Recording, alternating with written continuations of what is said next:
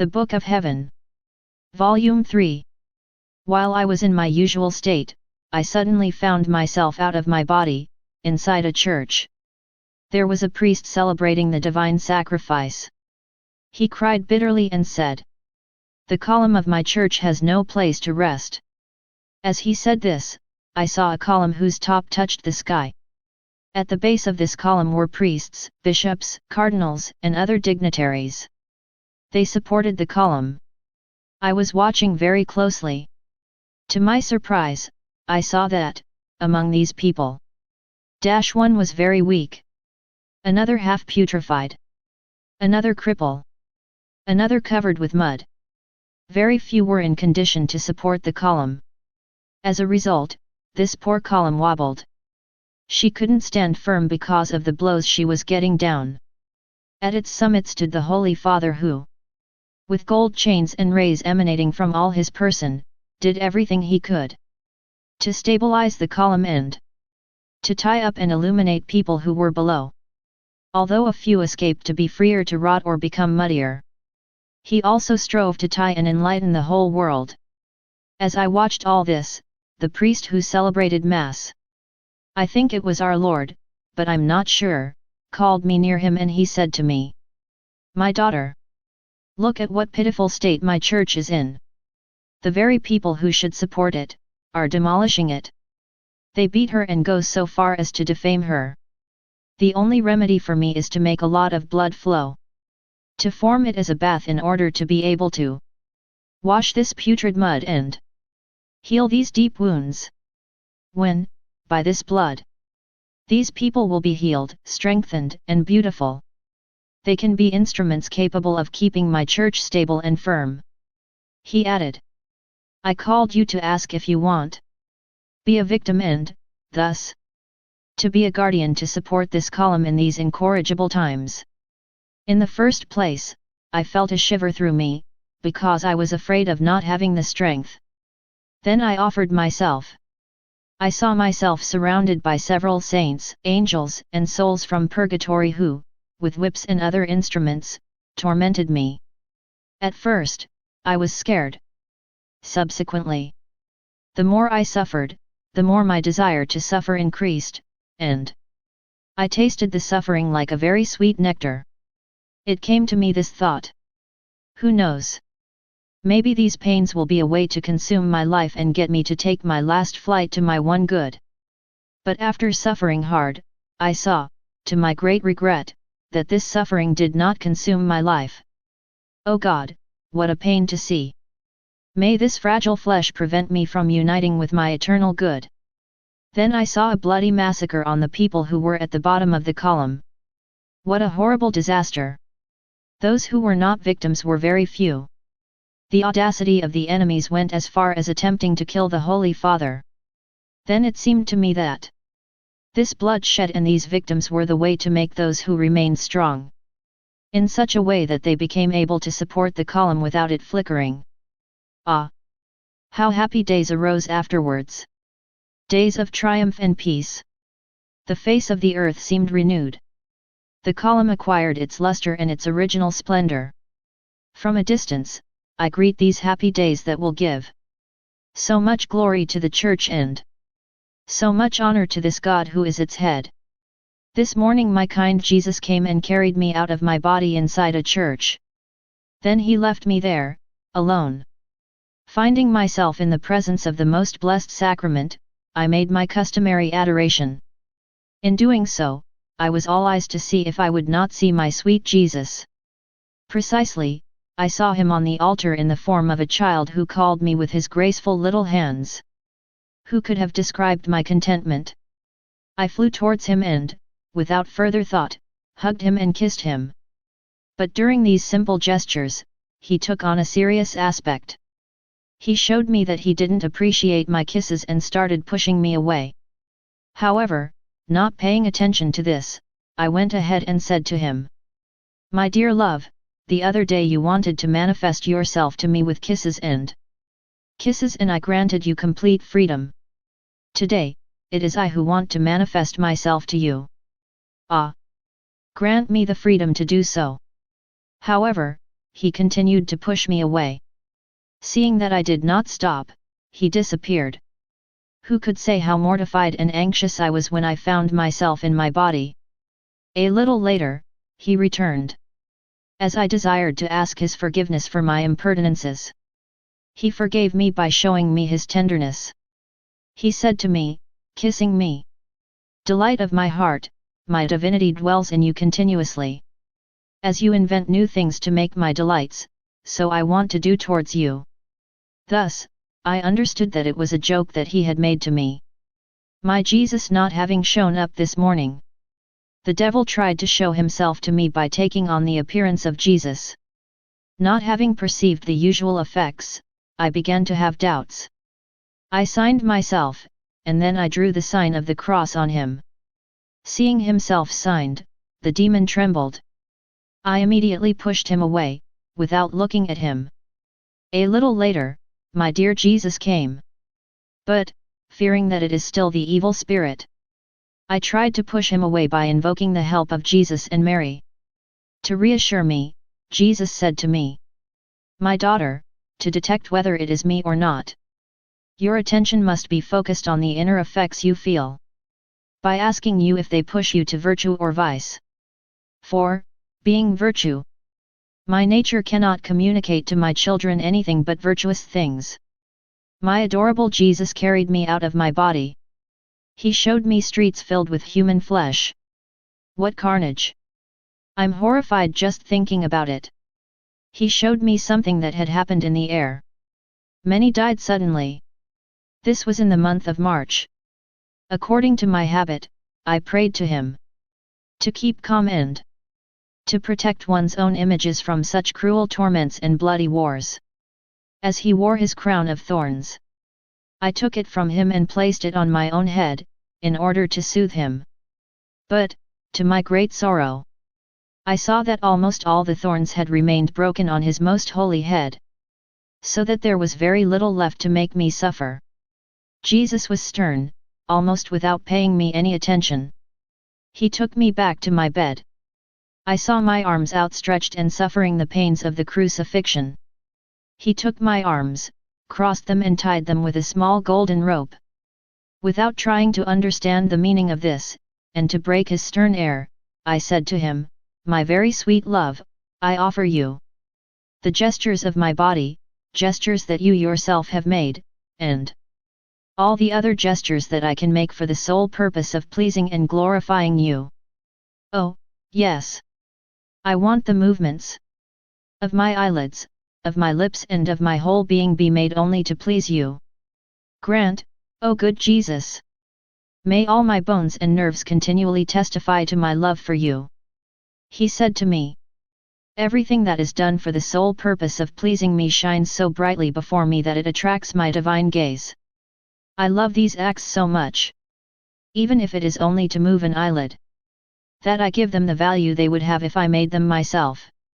On the contrary, acts good in themselves, and even great, which are not made for me alone, are like rusty gold, splashed, which do not shine.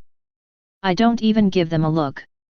So I say, ah, Lord, how easy it is for dust to defile our actions." Jesus continued, "One should not notice the dust because it will be shaken. What you have to notice is the intention." While he was saying this, Jesus tied my arms. I said to him, "O Lord, what are you doing?" He replied, "I do this because, when you are in the position of crucifixion, you appease me. And as I want to chastise people, I tie your arms in this way." Having said that, he disappeared. For several days I was in opposition to Jesus because I asked him to be released and he did not want to. Sometimes he showed himself to be asleep, sometimes he imposed silence on me. This morning my confessor commanded me more than once to ask Jesus to set me free. But Jesus wasn't paying attention. Constrained by obedience, I say to Jesus, "My kind Jesus, when did you contravene obedience? It is not I who want to be released. It is the confessor who wants you to stop making me suffer the crucifixion." Condescends, therefore, to this virtue of obedience so predominant in you, this virtue. Who weaved your whole life and who led you to your sacrifice on the cross? Jesus answered, you really want to do violence to me by availing yourself of the ring of obedience, the one who united my humanity with my divinity. As he said this, he took on the appearance of the crucified and shared with me the pains of the crucifixion. May the Lord always be blessed and all things be done for his glory. Then I felt liberated. While I was in my usual state, I suddenly found myself out of my body. And it seemed to me that I was circulating all over the earth. Oh! How inequity it was! It was horrible to see. In one place I found a priest leading a holy life. To another, a virgin whose life was holy and without fail. All three exchanged on the many punishments that the Lord inflicts and on the many others that he is about to inflict. I say to them, what are you doing? Are you adjusted to divine justice? They replied, we are aware of all the gravity of these sad times and that man will not surrender. Even if an apostle was raised up or if the Lord sent another Saint Vincent Ferrier, who, by miracles and great signs, tried to bring him to conversion. Man has reached such obstinacy and such a degree of insanity that even miracles would not make him move from his disbelief. Thus, out of strict necessity, for the good of man, to stem this rotten sea that floods the earth, and for the glory of our outraged God, humanity is confronted with justice. We can only pray and offer ourselves as victims so that these punishments may bring about the conversion of peoples. And they added, and you, what do you do? Aren't you adjusted to divine righteousness like we are? To which I replied, oh no! I can't. Obedience prevents me from doing so, although Jesus would like it. And since obedience must prevail above all else, it is necessary for me to be in opposition to the blessed Jesus, which afflicts me greatly. They said, one must conform to obedience. After that, I returned to my body even though I had not yet seen my dearest Jesus. I wanted to know what part of the world this priest and virgin were from. Jesus told me they were from Peru. This morning my kind Jesus came and carried me out of my body.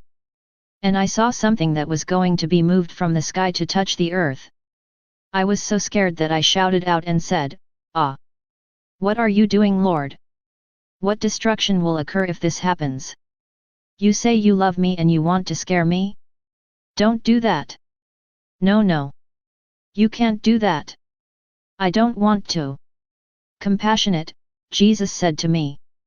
My daughter. Don't be afraid. When, then, will you accept that I do something?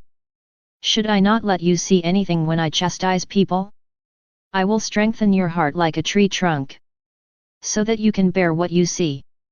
At that moment, it came out of my heart like a tree trunk. At the top there were two branches that formed like a fork. One of the branches rose into the air and took hold of what was moving. Thus, the thing was stopped. The other branch seemed to touch the ground. Then I returned to my body. I prayed to Jesus to calm down. It seemed to me that he had surrendered so well to my request that he shared with me the sorrows of the cross. Then he disappeared. This morning, my adorable Jesus seemed restless. He was just coming and going. At one point, he stayed with me. The next moment, as attracted by his ardent love for creatures, he was going to see what they were doing. He sympathized a lot with them about what they were suffering, so much so that he was taken by their sufferings more than themselves. Many times, by his priestly powers, my confessor forced Jesus to make me suffer his pains so that he would be soothed by my sufferings. Although Jesus seemed not to want to be appeased, he later became grateful. With good heart, he thanked the priest for taking care of stopping his vengeful arm. He made me share one suffering, then another. Oh! How moving it was to see him in this state! It broke my heart with compassion. Many times he said to me, conform to my righteousness, for I can no longer hold it back. Ah! Man is too ungrateful. On all sides, he forces me to chastise him. He himself snatches punishments from my hands. If you knew how I suffer when I deploy my righteousness. But it is the man himself who forces me. By the fact that I bought his freedom at the price of my blood, he should be grateful to me. But, on the contrary, to do me greater harm, he invents new ways to make my blood useless. As he said this, he cried bitterly. To console him, I said to him, "My sweet good, do not grieve.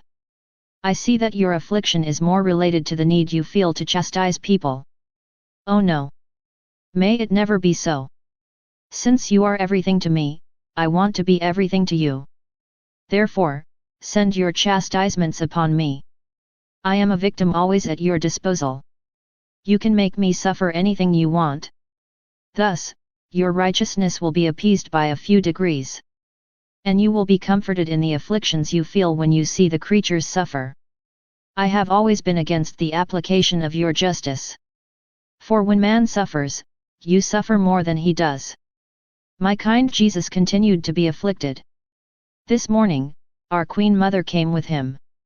It seemed to me that she was bringing me Jesus, for me to soothe him, and that with her I beg him to make me suffer in order to save people. He tells me that in recent days, if I had not intervened to prevent the application of his justice, and if the confessor had not used his priestly powers to ask him to make me suffer, in accordance with his intentions, several disasters would have happened. At that moment, I saw the confessor, and I immediately prayed to Jesus and the Queen Mother for him. "All tender," Jesus said, "to the extent that he will take care of my interests. Praying to me and by committing to renew the authorizations so that I can make you suffer in order to spare people. Then I will take care of him and spare him. I am ready to make this arrangement with him." After that, I looked at my sweet good. I saw that he was holding two flashes in his hands. One represented a large earthquake and the other, a war accompanied by many sudden deaths and contagious diseases. I prayed to him that he would pour these lightning bolts on me. I almost wanted to take them with his hands. But, to prevent me from taking them, he walked away from me. I tried to follow him and, as a result, I found myself out of my body. Jesus disappeared and I was left alone. So, I went for a walk and I found myself in places where it was harvest season. It seemed that there were rumors of war there. I wanted to go there to help people. But the demons prevented me from going where these things were about to happen. They beat me to prevent me from helping people. They used so much violence that they forced me to back down. My adorable Jesus came. Before he arrived, my mind was thinking about some of the things it had told me in years past, and that I didn't remember very well. A little to remind me of them, he said to me, "My daughter, pride eats away at grace. In the hearts of the proud, there is only the vacuum filled with smoke, which produces blindness. Pride makes a person his own idol. The proud does not have his God in himself. Through sin, he destroys it in his heart. By erecting an altar in his heart, he places himself above God and worships himself. O God, what an abominable monster this vice is! It seems to me that if the soul was careful not to let it enter it, it would be free from any other vice. But if, for his greatest misfortune, she allows herself to be dominated by this monstrous mother, she gives birth to all her ungovernable children. What are the other sins? O Lord, save me from pride." This morning, my most kind Jesus had just arrived when he said to me, "My daughter, all your pleasure must be to look at you and me. If you always do this, you will attract into yourself all my qualities, my physiognomy and my features. In exchange, my pleasure and my greatest contentment will be to look at me in you." Having said that, he disappeared. As I pondered what he had just told me, he suddenly came back. Putting his holy hand on my head, he turned my face to his and added, "Today, I want to rejoice a little by looking at myself in you. Thus, in a great thrill, I relieve my whole life. Such terror took hold of me that I felt myself dying. For I saw that he was looking at me very intensely. Looking at each other in me. Desiring to rejoice in my thoughts, my looks, my words, and everything else. I said to myself inside. O God, do I rejoice you or do I embitter you? At that moment, our dear Queen Mother came to my aid. Holding a very white dress in her hands, she said to me very kindly. My daughter is not afraid. I want to dress you up with my innocence. In this way, looking at himself in you, my dear son will find in you the greatest delights that can be found in a human creature. She dressed me in this dress and presented me to my dear good, saying to him, my dear son, accept her because of me, and rejoice in her. All my fears left me and Jesus rejoiced in me and I in him. This morning my sweet Jesus came and carried me out of my body. Seeing him filled with bitterness, I begged him to pour that bitterness into me. But, even though I prayed to him a lot, I couldn't get him to do it. However, my breathing became bitter. Since I had approached his mouth to receive his bitterness. Meanwhile, I saw a priest dying. I wasn't sure who he was. Given that I had an intention to pray for a sick priest, I couldn't tell if it was him or someone else. And I said to Jesus, Lord, what are you doing? Don't you see the lack of priests in Colorado so that you want to take another one from us? Without paying attention to me and with a threatening hand, Jesus said, I will destroy them. I will destroy even more. While I was very suffering, my kind Jesus came. He put his arm behind my neck as if to support me. Being very close to him, I wanted to worship his holy members, beginning with his most holy head. At this moment, he said to me, my beloved, J. thirst. Let me quench my thirst in your love, for I can no longer hold back. Then, taking on the appearance of a child, he placed himself in my arms, began to feed. And he even seemed to take great pleasure in it. He was completely refreshed and quenched his thirst. Then, almost wanting to play with me, he crossed my heart from side to side with a spear that he held in his hand. I felt a very great pain, but I was very happy to suffer, especially because it was by the hands of my one and only good. I invited him to make me suffer by even bigger tears. Because, from there, came the pleasure and sweetness that I tasted. To make me happier, Jesus tore my heart apart, took it in his hands. With the same spear, he cut it in the middle and there he found a very white and resplendent cross. Taking her in his hands, he rejoices greatly and he says to me, the love and purity with which you suffered produced this cross. I am very happy with the way you are suffering. Not only me, but also the Father and the Holy Spirit. In an instant, I saw the three divine persons, who, surrounding me, rejoiced as they looked at this cross. But I complained, saying, Great God, my suffering is too small. I am not happy with only the cross, I also want the thorns and nails. If I do not deserve them because I am unworthy and sinful, you can certainly give me the arrangements so that I deserve them. Sending me a ray of intellectual light, Jesus made me understand that he wanted me to confess my sins. I felt almost devastated before the three divine persons. But the humanity of our Lord infused me with trust. Turning to him, I said the Confiteor and then I began to confess my sins. As I found myself immersed in my miseries, a voice came from among them and said to me, We forgive you.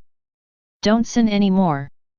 I believed that I was going to receive the absolution of our Lord. But when the time came, he disappeared. A little later, he returned in the form of the crucified and shared with me the sorrows of the cross. This morning, my dear Jesus did not come. After a lot of difficulties, I barely glimpsed it. To complain about his delay, I said to him, Blessed Lord, why have you delayed so long? Maybe you've forgotten that I can't be without you? Would I have lost your grace, so that you would not come again? Interrupting my plaintive speech, he said to me, "My daughter, do you know what my grace does? My grace makes you happy."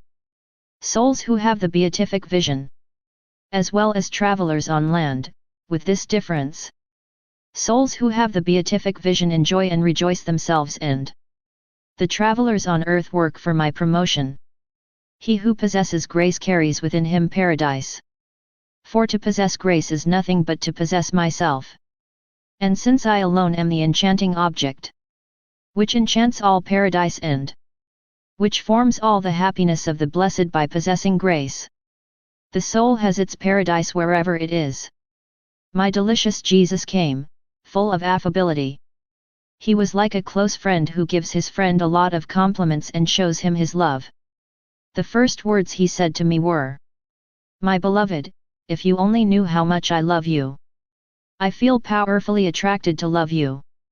My simple deadlines to come require a lot of effort and are new reasons that make me come to fill you with new graces and heavenly charisms.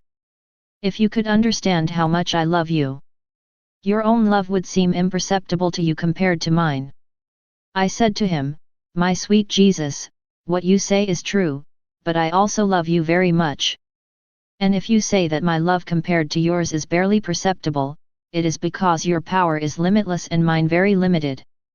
I can only do what is given to me by you. This is so true that when I have the desire to suffer more, to better show you the great love I have for you, if you do not concede to me to suffer, it is not in my power and I am forced to resign myself to being useless, as I have always been by myself. Suffering is in your power. Whichever way you want to show me your love, you can do it whenever you want. My beloved, give me the same power as you, and I will show you what I can do to show you my love. To the extent that you give me your love, to the same extent I will give you mine." He listened with great pleasure to my foolish words and, almost to put me to the test, he carried me out of my body to the entrance of a deep place, black and full of liquid fire.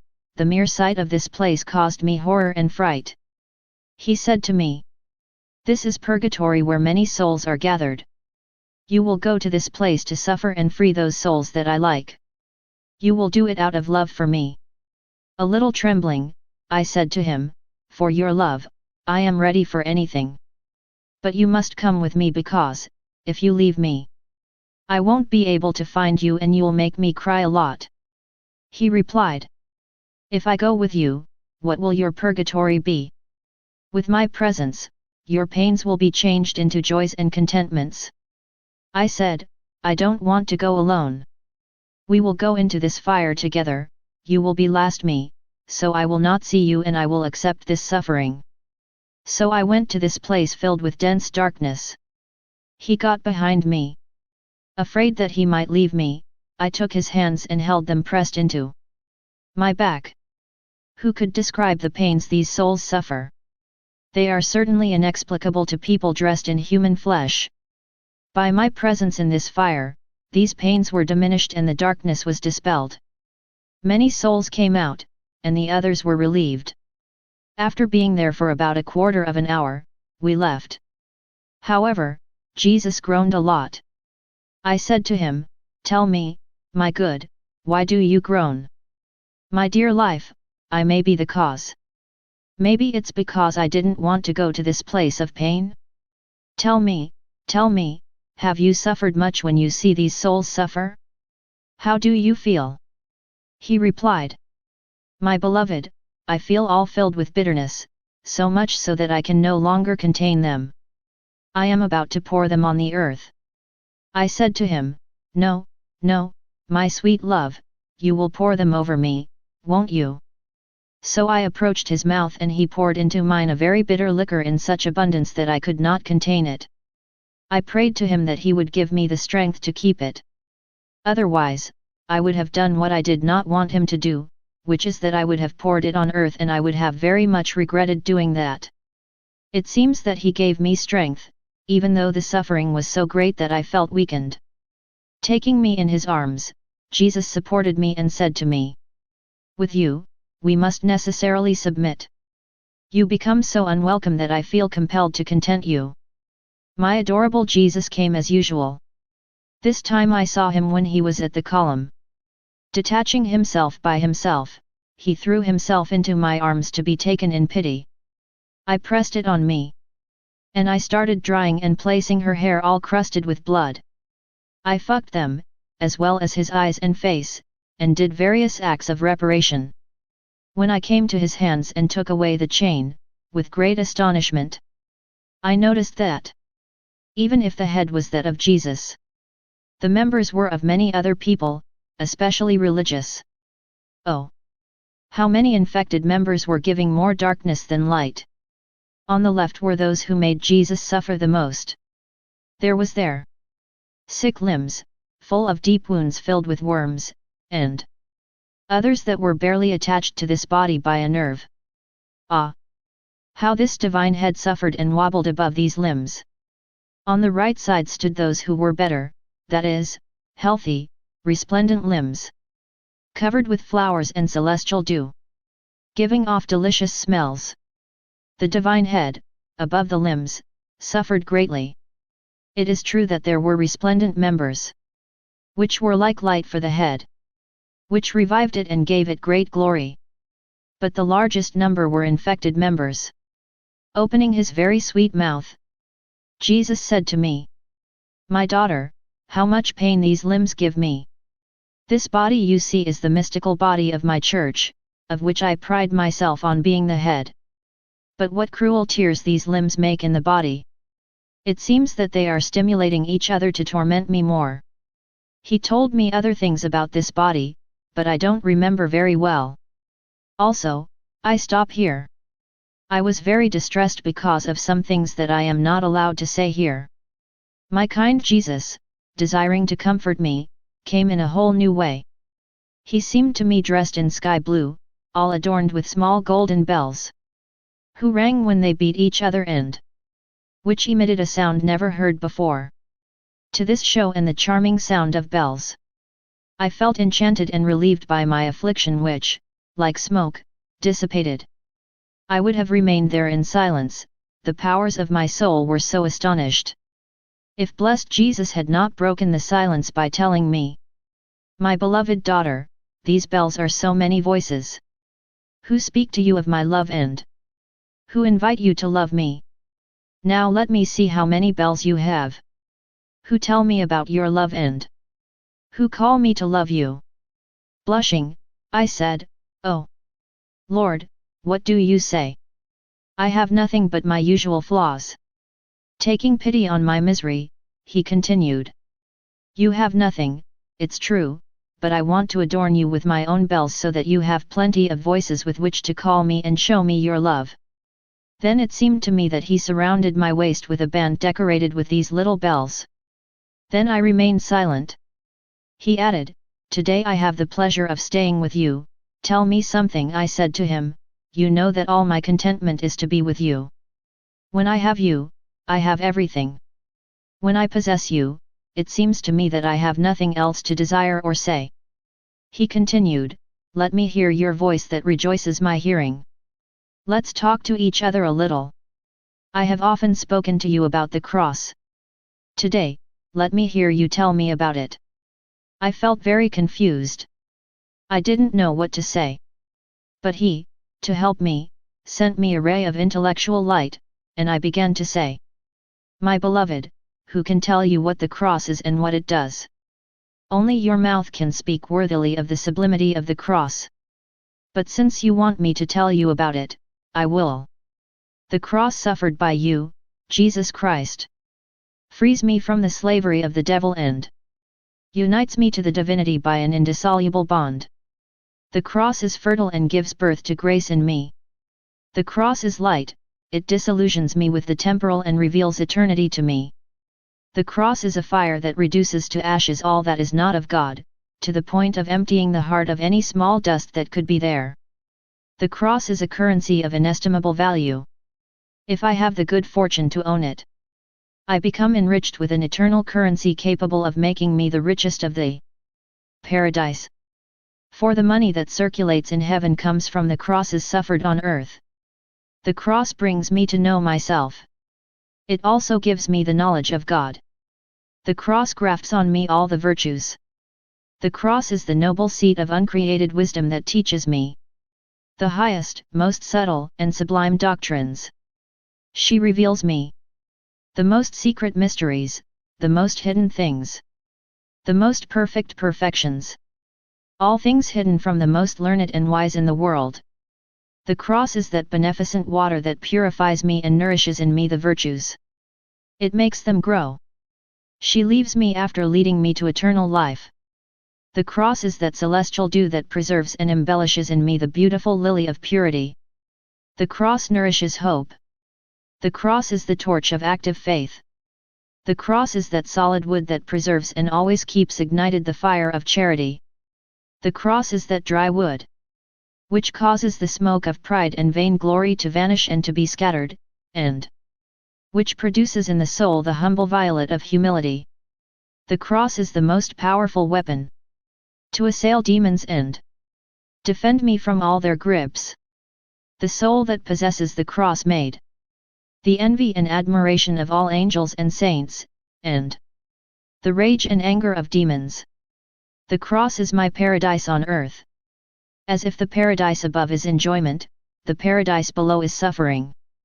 The cross is the very pure gold chain which connects me to you, my greatest good, and which forms the most intimate union that can be, by making me transmute into you, my beloved object, until I feel lost in you and live from your very life.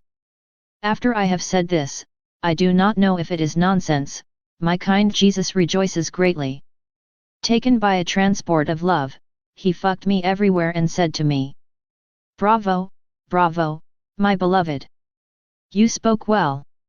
My love is fire, but not like a fire of the earth, which makes sterile everything it penetrates and reduces everything to ashes. My fire is fertile and makes sterile only that which is not virtue. To everything else, he gives life. It germinates beautiful flowers, giving very exquisite fruits and forming the most delicious celestial garden. The cross is so powerful, and I have communicated to him so many graces, that it is more effective than the sacraments themselves. This is so because when one receives the sacrament of my body, the dispositions and free assistance of the soul are necessary, that we may receive my graces. They can often be missing, while the cross has the power to dispose the soul to grace. This morning, breaking a long silence, my kind Jesus said to me, "I am the receptacle of pure souls." In telling me this, he gave me an intellectual light that made me understand several things about purity. But I can translate into words very little or nothing of what I feel in my intellect. However, the Right Honourable Lady Obedience wants me to write something, even if it may be meaningless. To satisfy her, she alone, I will say my nonsense about purity. It seems to me that purity is the noblest jewel a soul can possess. The soul that possesses purity is invested with a candid light. Looking at it, God sees his own image. He feels so drawn to this soul that he falls in love with it. His love for her is so great that he gives her his very pure heart as a refuge. Moreover, only that which is pure and spotless can enter his heart. The soul that possesses purity keeps within itself the first splendor that God gave it at the time of its creation. Nothing in it is filthy or despicable. Like a queen who yearns for the wedding of the heavenly king, this soul preserves its nobility until the noble flower that it is transplanted into the heavenly garden. This virginal flower has a distinctive scent. It rises above all the other flowers, above the angels themselves. It is distinguished by a different beauty. So much so that everyone is taken by esteem and love for her. They let her pass freely so that she can reach the divine bridegroom. The first place with our Lord is given to this noble flower. That is why our Lord rejoices so much to walk in the midst of these lilies that perfume both earth and heaven. He likes all the more to be surrounded by these lilies. That he himself is the first, the noblest, and the example of all others. Oh! How beautiful it is to see a virgin soul! His heart breathes no breath other than that of purity and innocence. It is not obscured by any love that is not of God. Even his body exudes purity. Everything is pure in her. It is pure. In his footsteps, in his actions, in his speech, in his looks, in its movements. Just by looking at it, you receive its fragrance. What charisms, what graces! What reciprocal love, what ingenuated lovers between the pure soul and her bridegroom Jesus! Only the one who knows her can say something about it. However, not everything can be said. And I don't feel that I'm empowered to talk about it. That's why I'm silent and I pass. This morning, my adorable Jesus did not come. However, after waiting for a good while, he showed himself several times, but very quickly, almost like lightning. It seemed that I was seeing a light rather than Jesus. From this light, the first time he came, I heard a voice that said to me, I attract you in 3 ways so that you may love me. By my benefits, by my attraction, and by persuasion. Who could say how many things I understood then? For example, that to attract our love, blessed Jesus brings down upon us a rain of blessings. And seeing that this beneficent rain fails to attract our love, he goes as far as making himself pleasant and charming. What are its means of attraction? These are the pains suffered out of love for us. Going so far as to die on the cross by spreading a flood of blood. Where he became so attractive and so pleasant, that his executioners and his fiercest enemies fell in love with him. And to persuade us more and to make our love stronger and more stable, he left us the light of his holy examples and his heavenly doctrine, which dispels the darkness of this life and leads us to eternal salvation. The second time he came, he said to me, I manifest myself to souls through power, news, and love. The power is the Creator Father. The news is the Word. Love is the Holy Spirit. It seems to me that, through his power, God manifests himself to the soul through all of creation. The almightiness of God is manifested through all beings. The sky, the stars, and all other beings speak to us of a supreme being, an uncreated being and his omnipotence. The most learned of men, with all his science, cannot even create a vile rat. And this tells us that there must be an uncreated being, a very powerful being, who has created, who has given life and who sustains all beings. Oh! As the whole universe manifests to us, in clear notes and indelible letters. God and his Almighty. He who does not see it is blind, and willfully blind. With his news, it seemed to me that blessed Jesus, coming down from heaven, came in person to earth, to give us news of what is invisible to us. By how many ways has he not manifested himself? Oh! How many other things I have understood! But my ability to describe them is too weak. I believe that everyone, by themselves, understands the rest. Therefore, I will not prolong on this subject. I spent a good number of days in the almost total deprivation of my greatest and only good, in the aridity of heart, without being able to weep over the great loss I was experiencing, even though I offered this aridity to God by telling him, Lord, receive this as a sacrifice from me. Only you can soften my heart so hard. Finally, after a long period of suffering, my dear Mother Queen came, bearing on his womb the heavenly child, all trembling and wrapped in a canvas garment. She put him in my arms and said, My daughter, warm him with your affection, for my son was born in extreme poverty, in a total abandonment of men and in the greatest austerity. Ah! How cute he was in his heavenly beauty! I took him in my arms. I squeezed it to warm it up, because it was cold, having on him only a simple canvas cover. After I had warmed it up as much as I could, his purple lips, my tender little baby, said to me, Do you promise me to always be a victim out of love for me, as I am out of love for you? I replied, Yes, my little treasure, I promise you. He continued, I am not satisfied with only your word. I want an oath and a signature with your blood. So I said, if obedience wills, I will. He seemed very happy and continued. From the moment of my birth, my heart has always been offered as a sacrifice. To glorify the Father. For the conversion of sinners and for people who surrounded me and who were my most faithful companions in my sorrows. Thus, I want your heart to be continually in this attitude, in sacrifice for these three ends. As he said this, Queen Mother wanted the child to refresh him with his very sweet milk. I handed it to her and she exposed her breast to bring it to the mouth of the divine little boy. And I, cunning, wanting to make a joke, I began to suck with my mouth. From the moment I did this, they disappeared, leaving me both happy and pained. Let everything be for the glory of God and for the confusion of the wretched sinner that I am. Il continuate de se monter comme un ombre ou un éclair. Ainsi, je me retrouve dans un mer d'amertume. Dans un court instant, il m'apparat en me disant. La charite doit être comme un manteau qui recouvre toutes tes actions, de telle façon que tout en toi brille d'un parfait charite. Que signifie de plaisir que tu ressens quand tu ne souffres pas? Il signifie que ta charite n'est pas parfaite.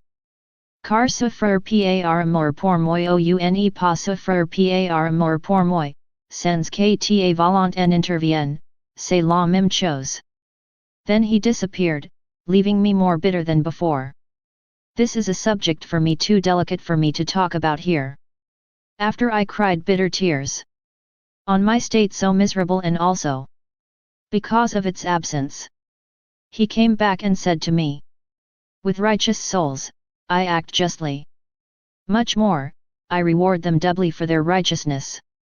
By favoring them with the greatest graces and by giving them graces of justice and holiness.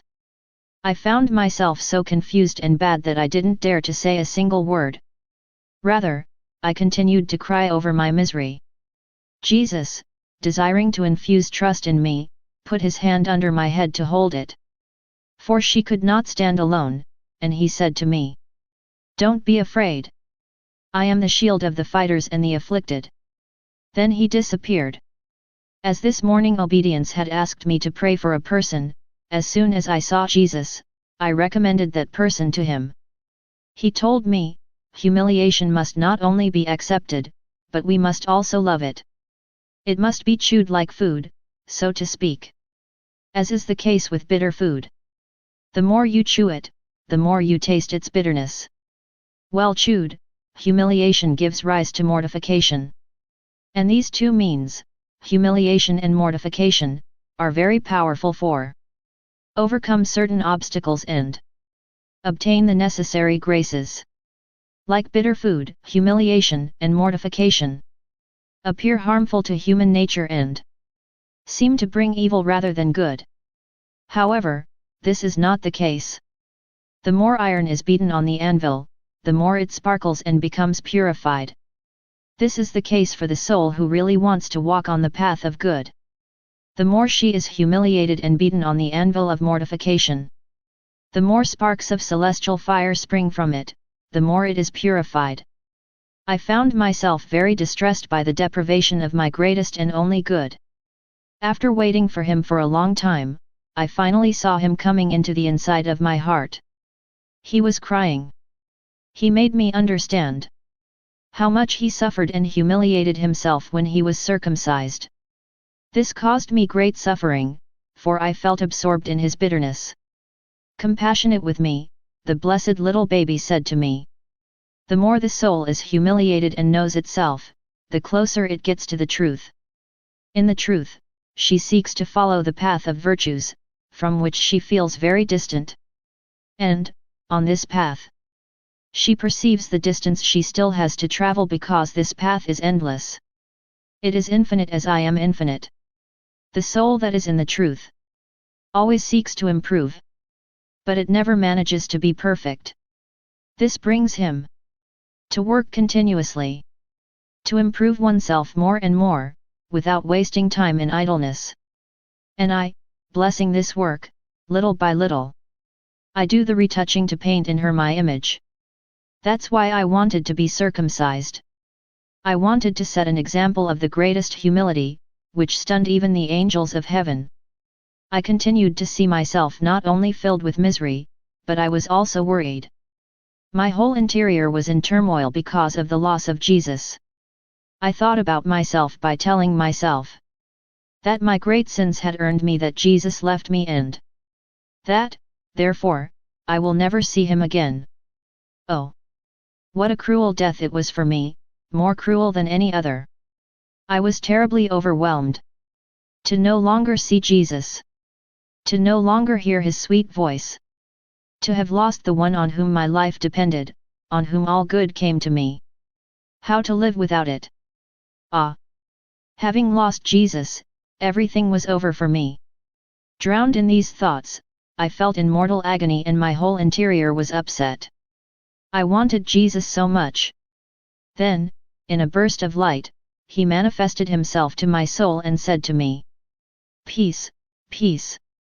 Don't be disturbed. Just as a very fragrant flower perfumes the place where it is placed, so the peace of God fills the soul that possesses it." Then he fled like lightning. Ah! Lord, how good you are to the sinner that I am. With confidence, I say to you, ah! How singular you are. Even if I'm losing you, you don't want me to be troubled or alarmed. And, if I am, you make me understand that I am thus moving away from you. Because, with peace, I fill myself with God. In trouble, I fill myself with diabolical temptations. Oh! My sweet Jesus, what patience is needed with you. Because no matter what happens to me, you don't even want me to be alarmed or troubled. You want me perfect calm and peace. While I was in my usual state, I felt myself leaving my body and found my adorable Jesus. But, oh! How I saw myself filled with sins in his presence. Internally, I felt a very strong desire to confess to our Lord. So, turning to him, I began to tell him my sins. He was listening to me. When I was finished, he turned to me with a look full of affliction and said to me, "My daughter, if it is serious, sin is a poison and a mortal embrace for the soul. Not only for the soul, but also for all the virtues found there. If it is venial, it is an embrace who hurts and which makes the soul weak and sick as well as the virtues found therein. What mortal venom sin is! Alone, he can hurt the soul and give it death. Nothing else can harm the soul. Nothing else can make her ugly and hateful before me. Only sin." As he said this, I understood the ugliness of sin. I felt such pain that I don't know how to express it.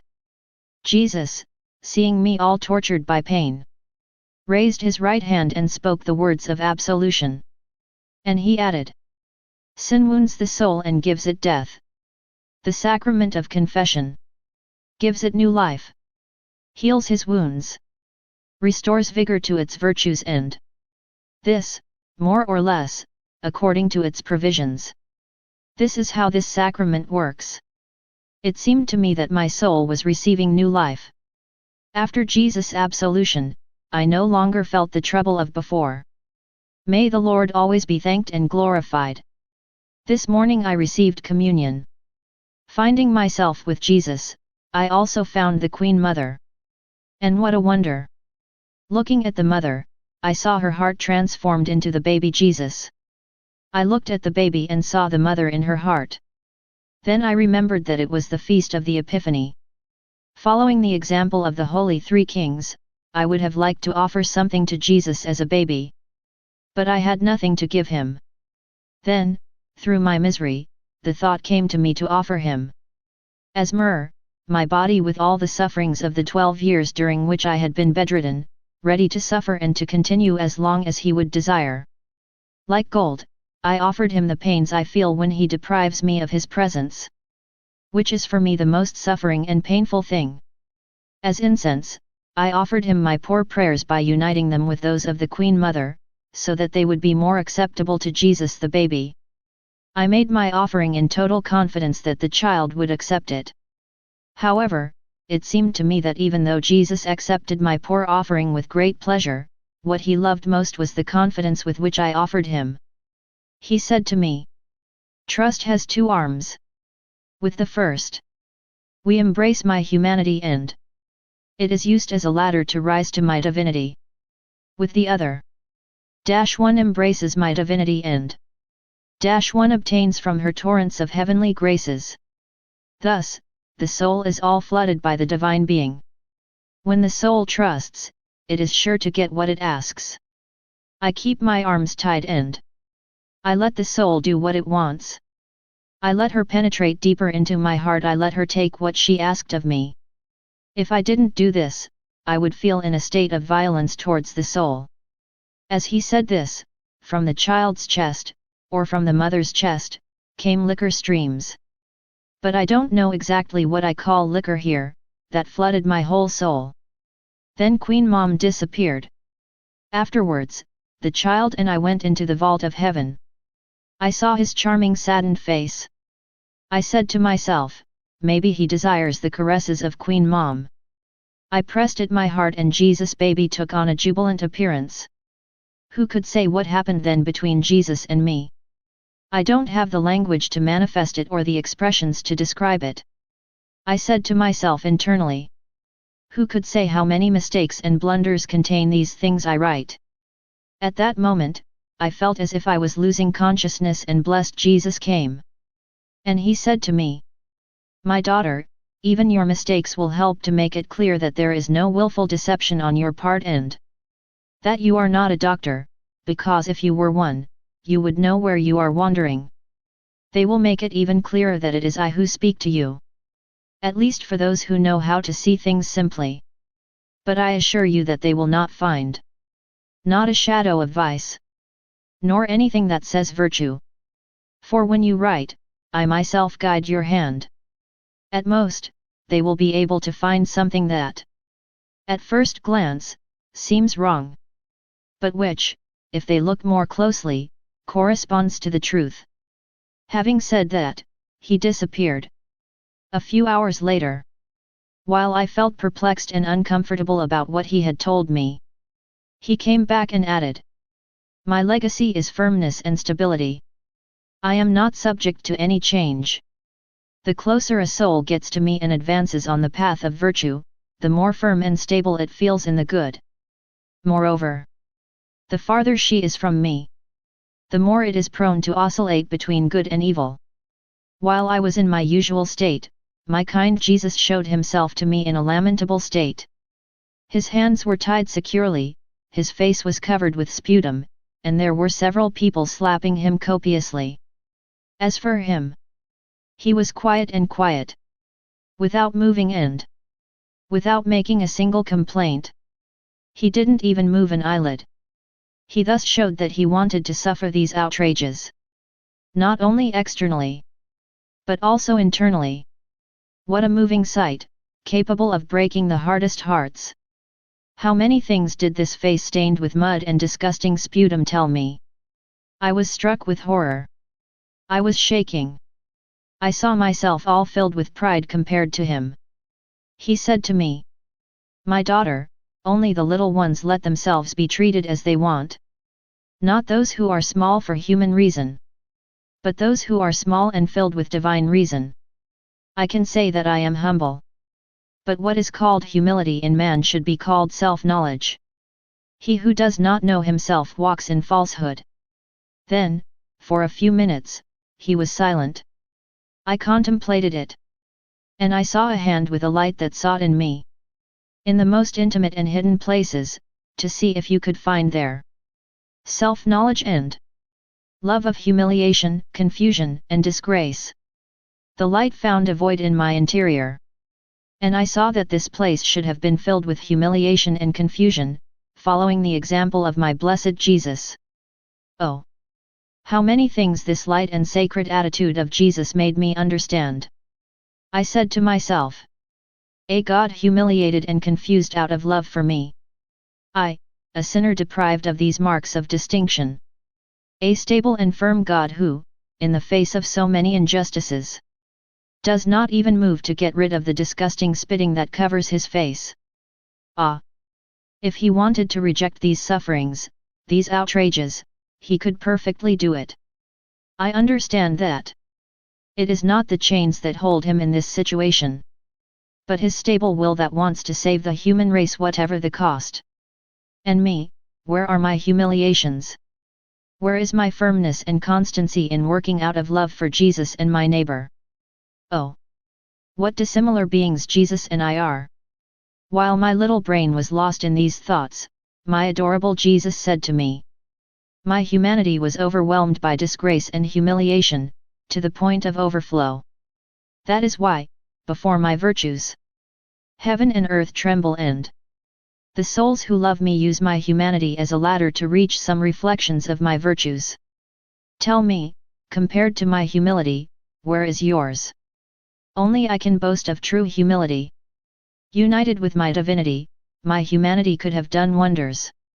At every step, in word and deed, but, voluntarily, I have restricted myself to the limits of my humanity. I have shown myself to be the poorest. I have gone so far as to confuse myself with sinners. Could have accomplished the redemption in a very short time, and even in a single word. But, for many years, with so much deprivation and suffering, I wanted to make man's miseries my own. I wanted to indulge in many and diverse actions, so that man may be renewed and deified, even in his smallest labors. Carried by me who was God and man, these human works received a new splendor and were marked with the seal of the divinity. Hidden in my humanity, my divinity descended as low as to put himself at the level of human acts. Whereas, by a simple act of my will, I could have created an infinite number of worlds, which would have transcended the miseries and weaknesses of this humanity. Before divine justice, I have chosen to see my humanity covered with all the sins of men for whom I have had to atone for, by incredible pain and by shedding all my blood. Thus, I have performed continual acts of heroic humility. The big difference between my humility and that of the creatures, who, before mine, is only a shadow even that of my saints. It is that creatures are still creatures and do not know like me the true weight of sin. Although some souls were heroic and, to my example, they have offered themselves to suffer the sorrows of others, they are no different from others, they are made of the same clay. The simple thought that their suffering is the cause of new gains for them, and let them glorify God, is a great honor for them. Moreover, creatures are restricted to the circle in which God has put them. They cannot go beyond the limits of this circle. Oh! If it were in their power to make and undo, how many other things would they not do? Everyone would reach the stars. On the contrary, my divinized humanity had no limits. However, it has been limited to human limits, that all his works may be woven with heroic humility. Man's lack of humility was the cause of all the evils that flooded the earth. And me, by the exercise of this virtue, I had to attract upon men all the goods of the divinity. No grace leaves my throne except through humility. No request can be received by me, if she does not have the signature of humility. No prayer is heard by my ears nor moves my heart to compassion, if it is not perfumed with humility. If the creature doesn't go all the way to destroy in it this search for honors and self-esteem, which is destroyed by loving to be hated, humiliated, and confused, she will feel around her heart like a braid of thorns, and she will have a void in her heart, who will always bore her and keep her very dissimilar to my most holy humanity. If she does not come to love humiliations, at most she will be able to know herself a little, but it will not shine before me, dressed in the beautiful and charming garment of humility. Who could say all the things I understood about the virtue of humility and the correlation between self-knowledge and humility? It seems to me that I have grasped the distinction between these two virtues, but I do not have the words to express it. To say something about that, I will use an example. Imagine a poor man who knows that he is poor and who, for people who do not know him and who might believe that he has something, clearly manifests its poverty.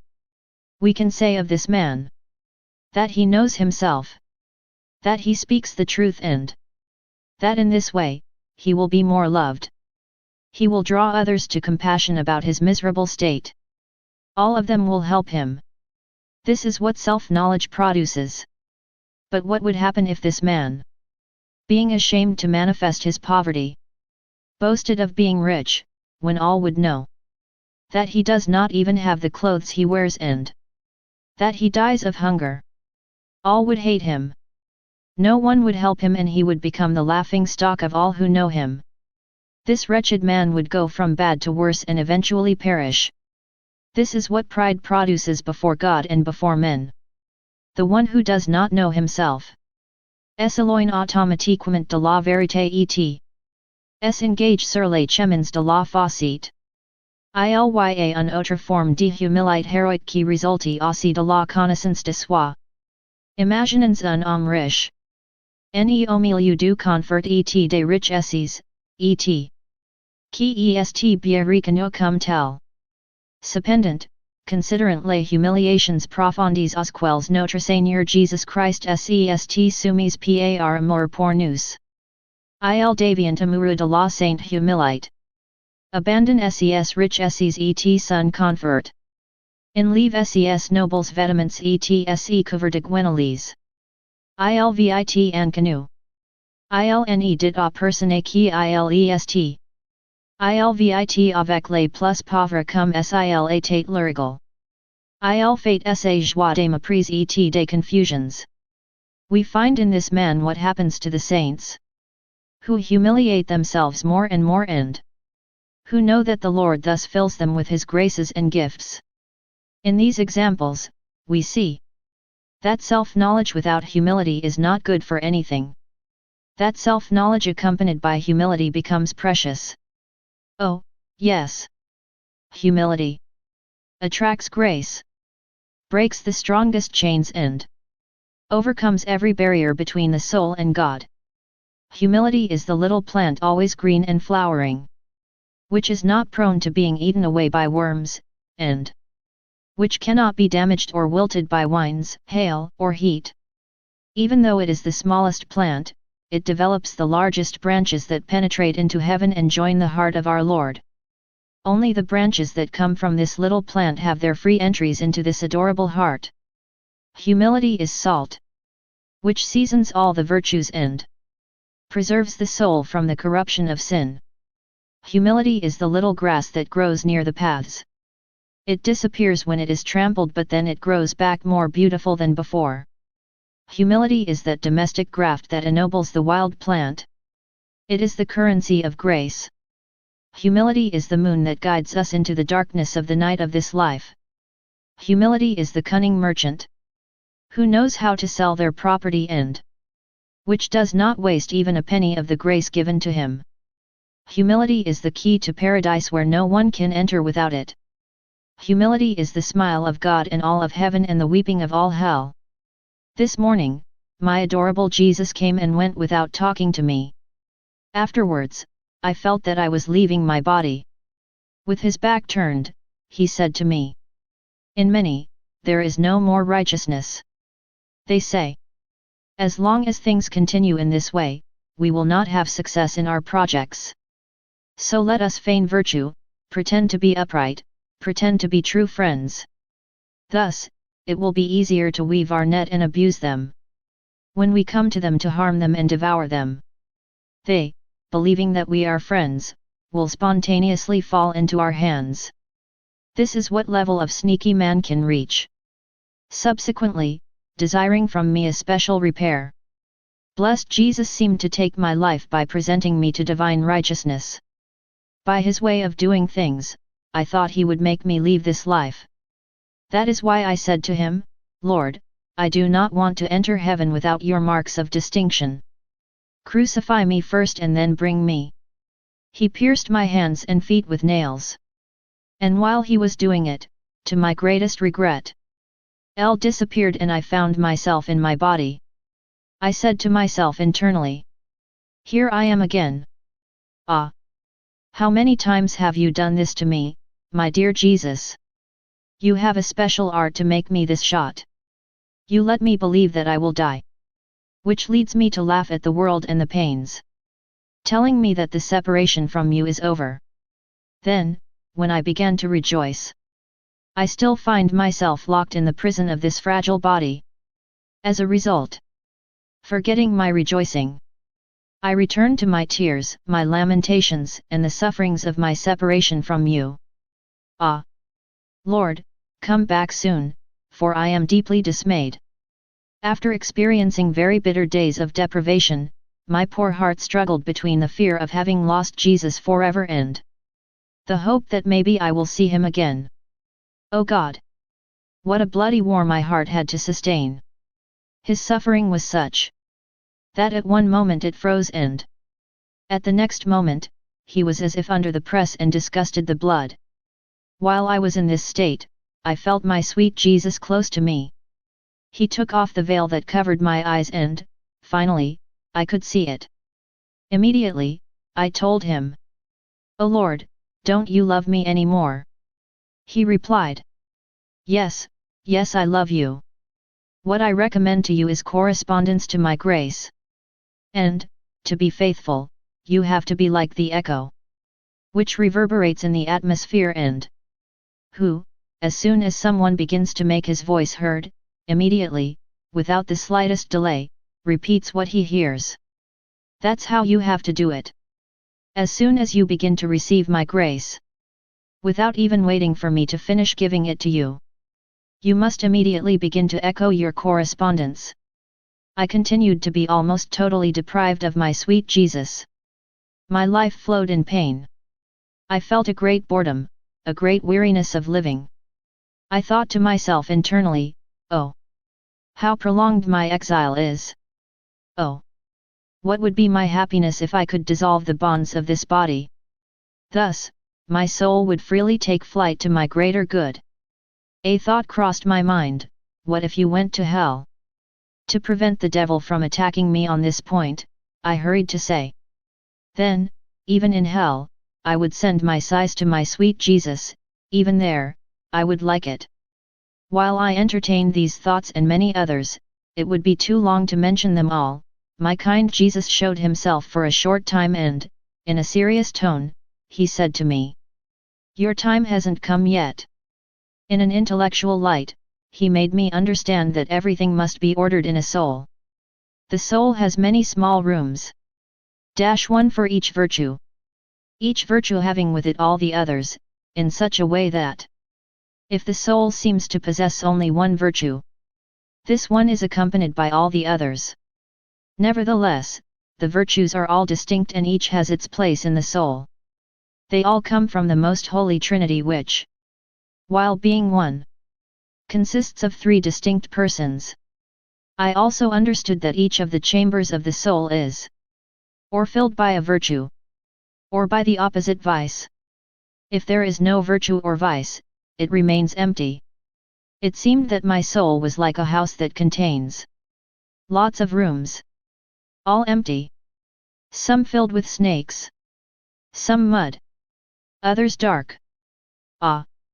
Lord, only you can put my poor soul in order. The same state persisted. This morning Jesus carried me out of my body.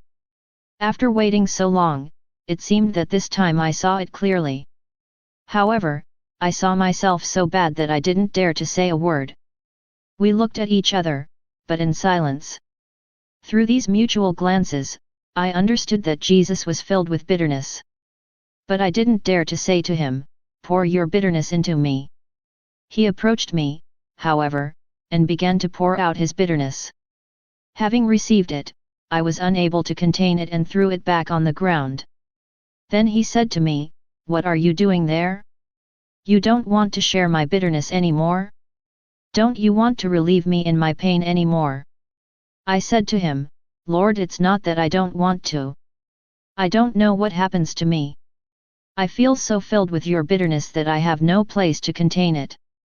Only a prodigy on your part can enlarge my interior, so I can receive your bitterness.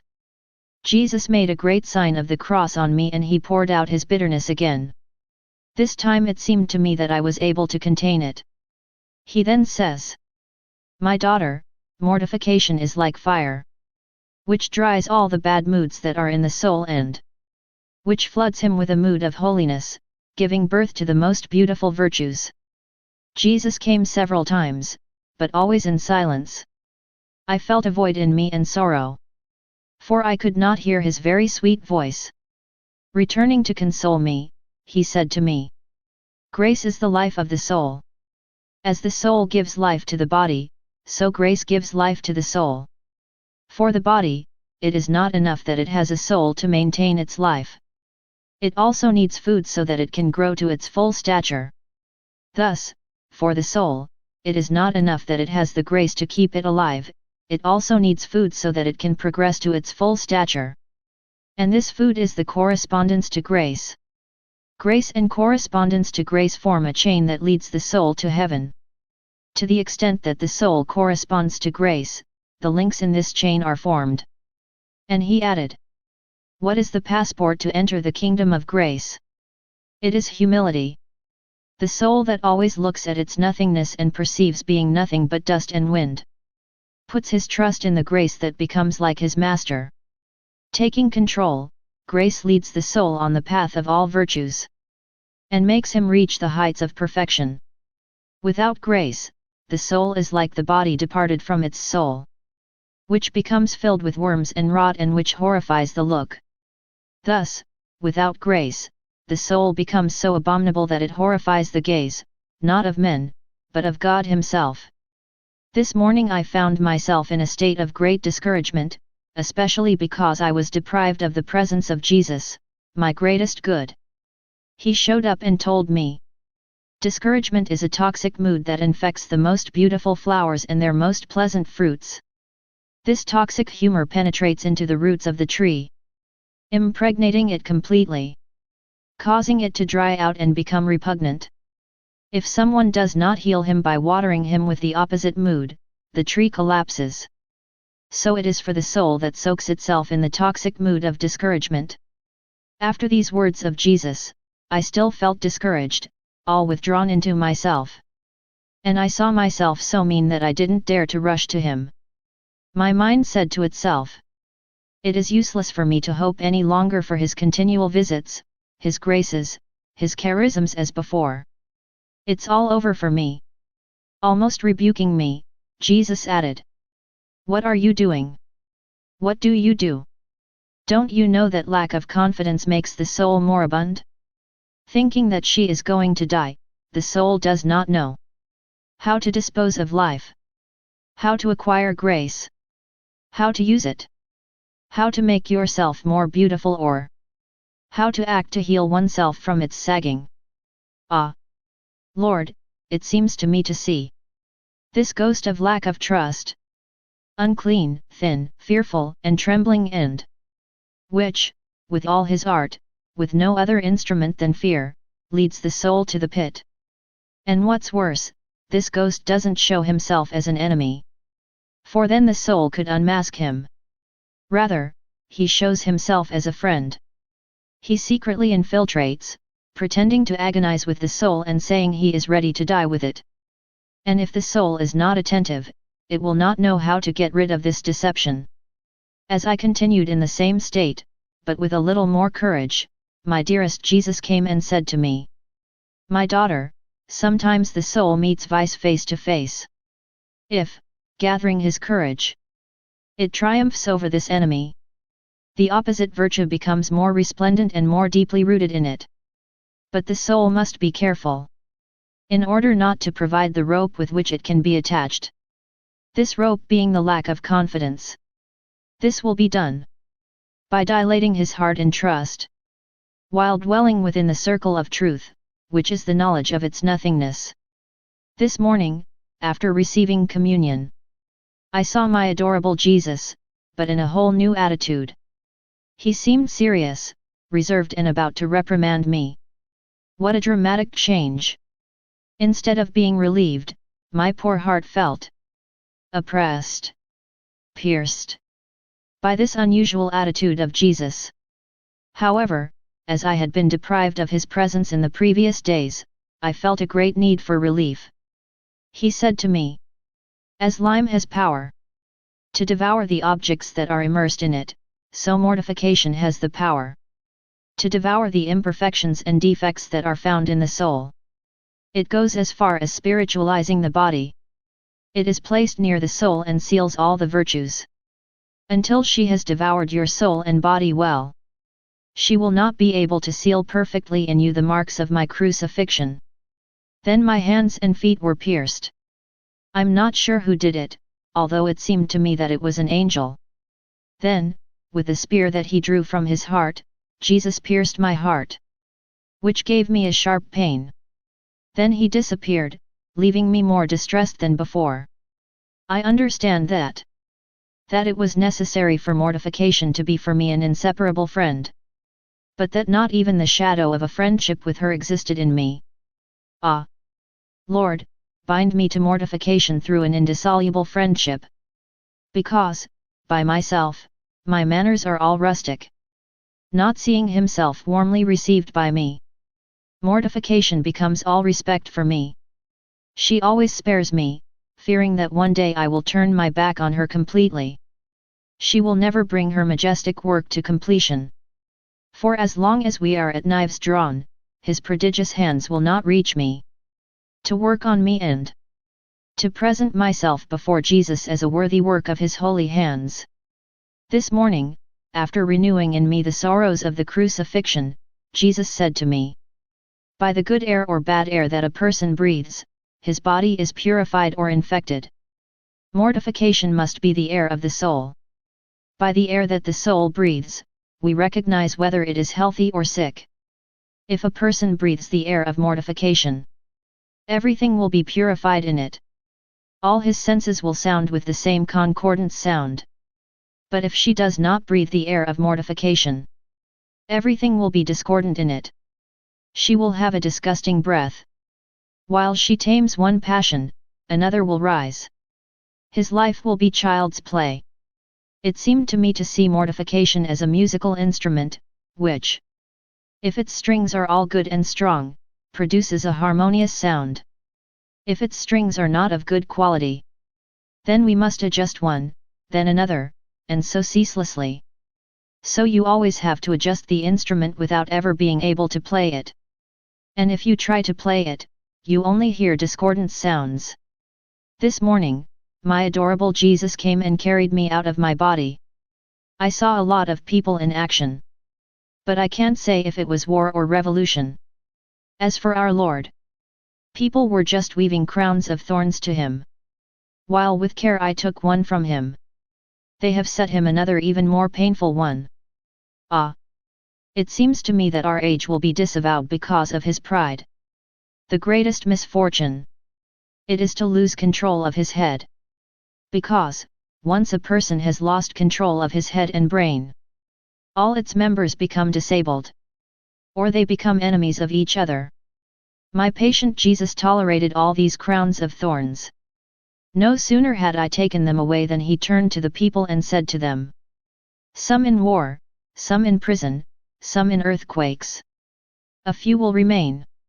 Pride has ruled your life, and pride will give you death." After that, pulling me out of the midst of these people, blessed Jesus changed into a child.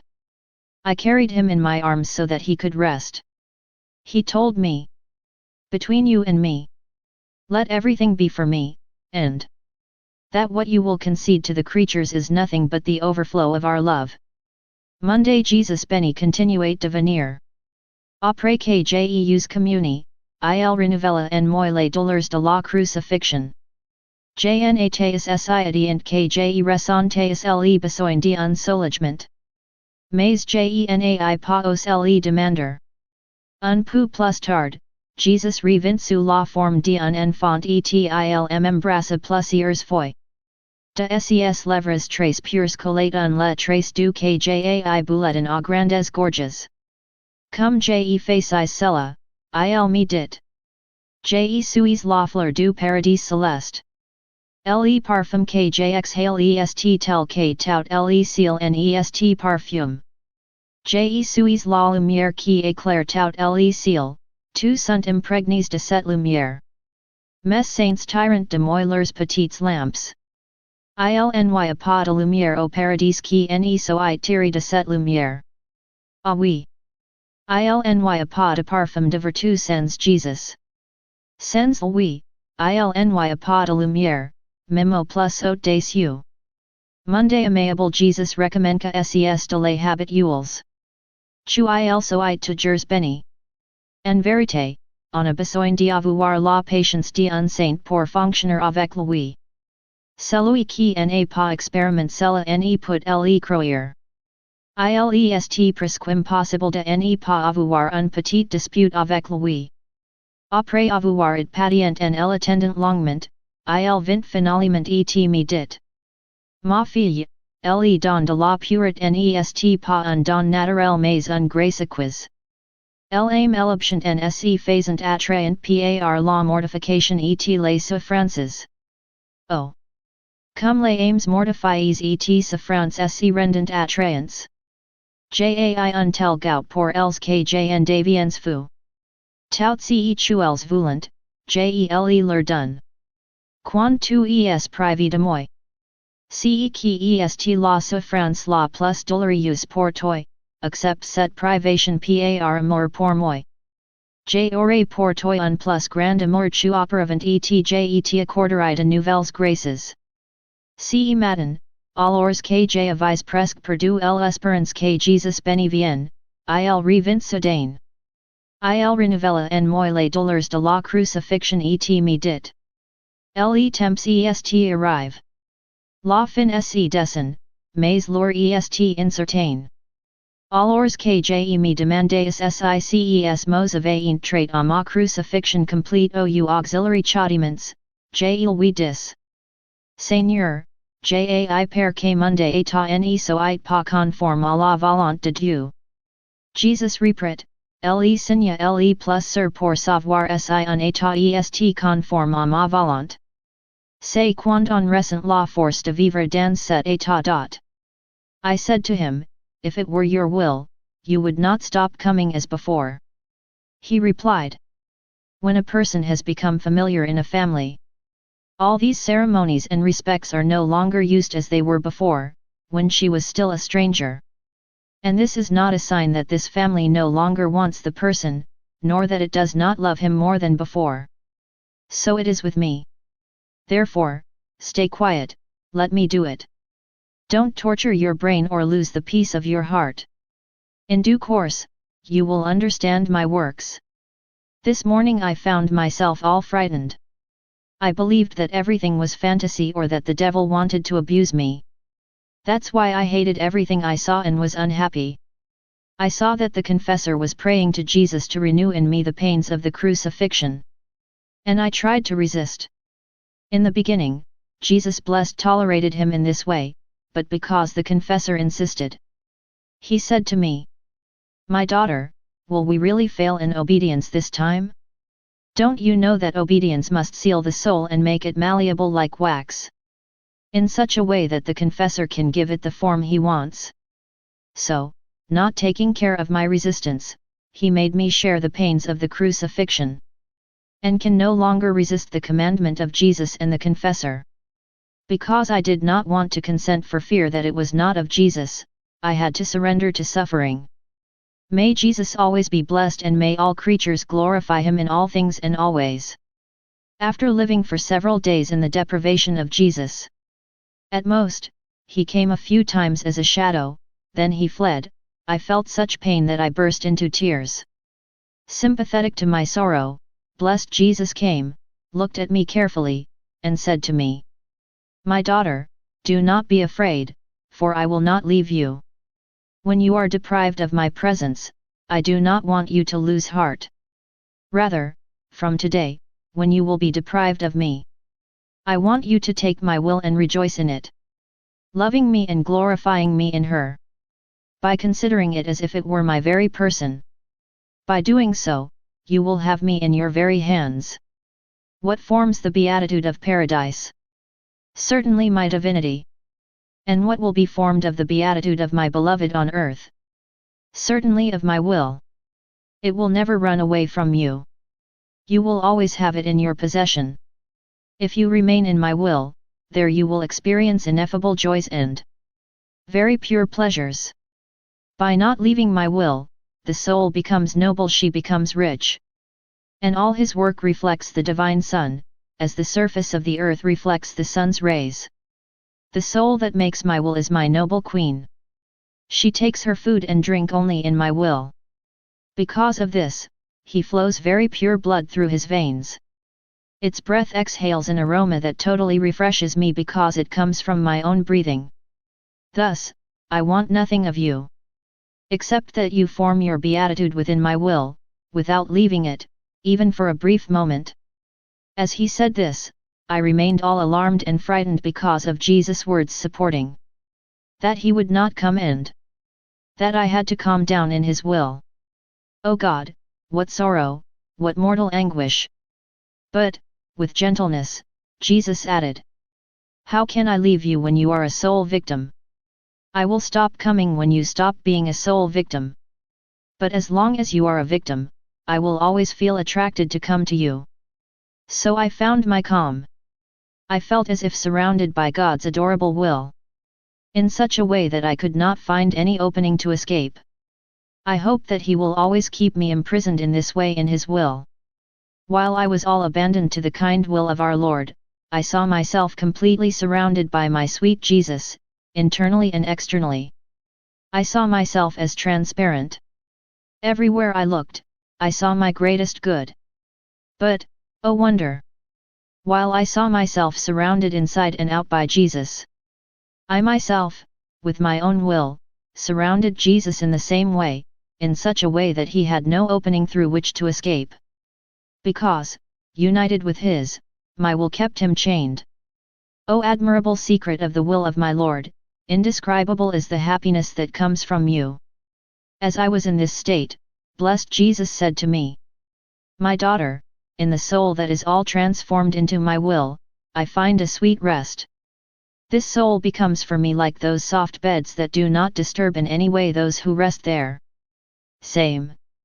If the people who use it are tired, sore, and arid, the sweetness and pleasure they find there are such that when they wake up, they find themselves strong and healthy. This is for me the soul in accordance with my will. And as a reward, I let myself be bound by his will and I make my divine sun shine there as in its middle of noon. Having said that, he disappeared. Later, after I received Holy Communion, he came back and carried me out of my body. I live a lot of people.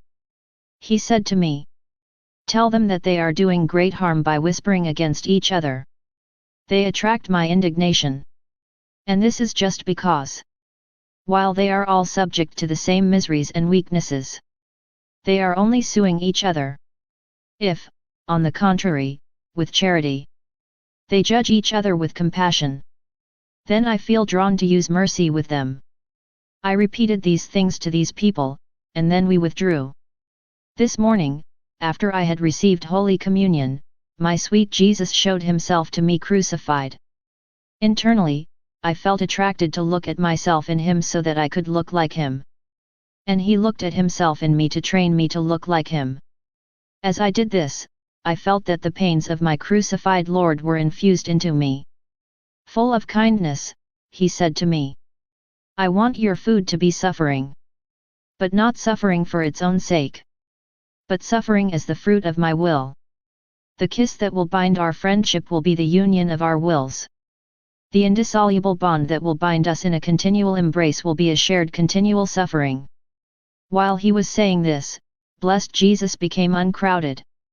He took his cross and spread it inside my body. I became so stretched that I felt my bones break apart. Also, a hand, I don't know who it was, pierced my hands and feet. And Jesus, who sat on the cross lying in me, took great pleasure in seeing me suffer and in seeing the person who pierced my hands and feet. Then he said, "Now I can rest in peace. I don't even have to bother crucifying you. For obedience will do all this by itself. I leave you free in the hands of Lady Obedience." Leaving the cross, he placed himself on my heart to rest. Who could say how much I suffered in this position? After a long time and while, unlike other times, Jesus was not in a hurry to deliver me and make me return to my natural state. I no longer saw that hand that had crucified me. I told Jesus. He replied, "Who put you on the cross? Was it me?" It was obedience, and obedience must set you free. It seemed like he wanted to joke this time. And he freed me himself. This morning, finding myself out of my body, I had to look left and right to find Jesus blessed. By chance, I entered a church. And I found it on the altar where the divine sacrifice was offered. Immediately, I ran to him and kissed him saying, "Finally, I found you. You let me look for you here and there to the point of tiring me, and you were here." Looking at me with gravity, and not in his usual benevolent way, he said to me, "This morning I feel very sorrowful and I feel a great need to resort to punishment to take away my burden." Immediately, I replied, "My dear, this is nothing. We will remedy this just now. You're going to pour out your bitterness in me and that way you'll be relieved, won't you?" Then he poured out his bitterness into me. Then, pressing on himself, as if he were freed from a great weight, he added, "The soul conforming to my will knows so well how to master my power that it comes to bind me completely. She disarms me as she pleases. Ah! How many times do you bind me?" As he said this, he returned to his usual gentle and benevolent appearance. Being a little restless about a certain thing, my mind wandered here and there. I was trying to reassure myself and find my peace. But blessed Jesus prevented me from reaching my goal. As I insisted, he said to me, "Why are you wandering like this? Don't you know that he who goes against my will goes out of light and imprisons himself in the dark?" As if to distract me from what I was looking for, he carried me out of my body and, changing the subject, he said to me, "The sun illuminates the whole earth from one end to the other, in such a way that there is not a place that does not enjoy its light. There is no one who can complain about being deprived of its beneficial rays. Everyone can benefit from it as if he had it for himself alone. Only those who hide in dark places can complain about not enjoying them." However, continuing his charitable service, he still lets a few rays pass for them. The sun that illuminates all peoples is an image of my grace. The poor and the rich, the ignorant and the learned, Christians and unbelievers can benefit. No one can say that he is deprived of it. Because the light of truth floods the world like the sun at its midday. But what is not my trouble to see? That people pass in the middle of this light with their eyes closed and that, defying my grace by their torrents of iniquities, they move away from this light and they voluntarily live in dark regions in the midst of cruel enemies. They are exposed to 1,000 dangers because they do not have the light. They cannot discern whether they are in the midst of friends or enemies and, thus, they do not know how to circumvent the dangers around them. Ah! All would be horrified if man made this kind of affront to the sun, pushing his ingratitude to the point of tearing out his eyes to offend him and not see his rays. To be more certain to live in darkness. If he could reason, the sun would send lamentations and tears rather than its light, which would turn nature upside down. Although it would be horrified to see this done with regard to natural light, man reaches such extremes with regard to the light of my grace.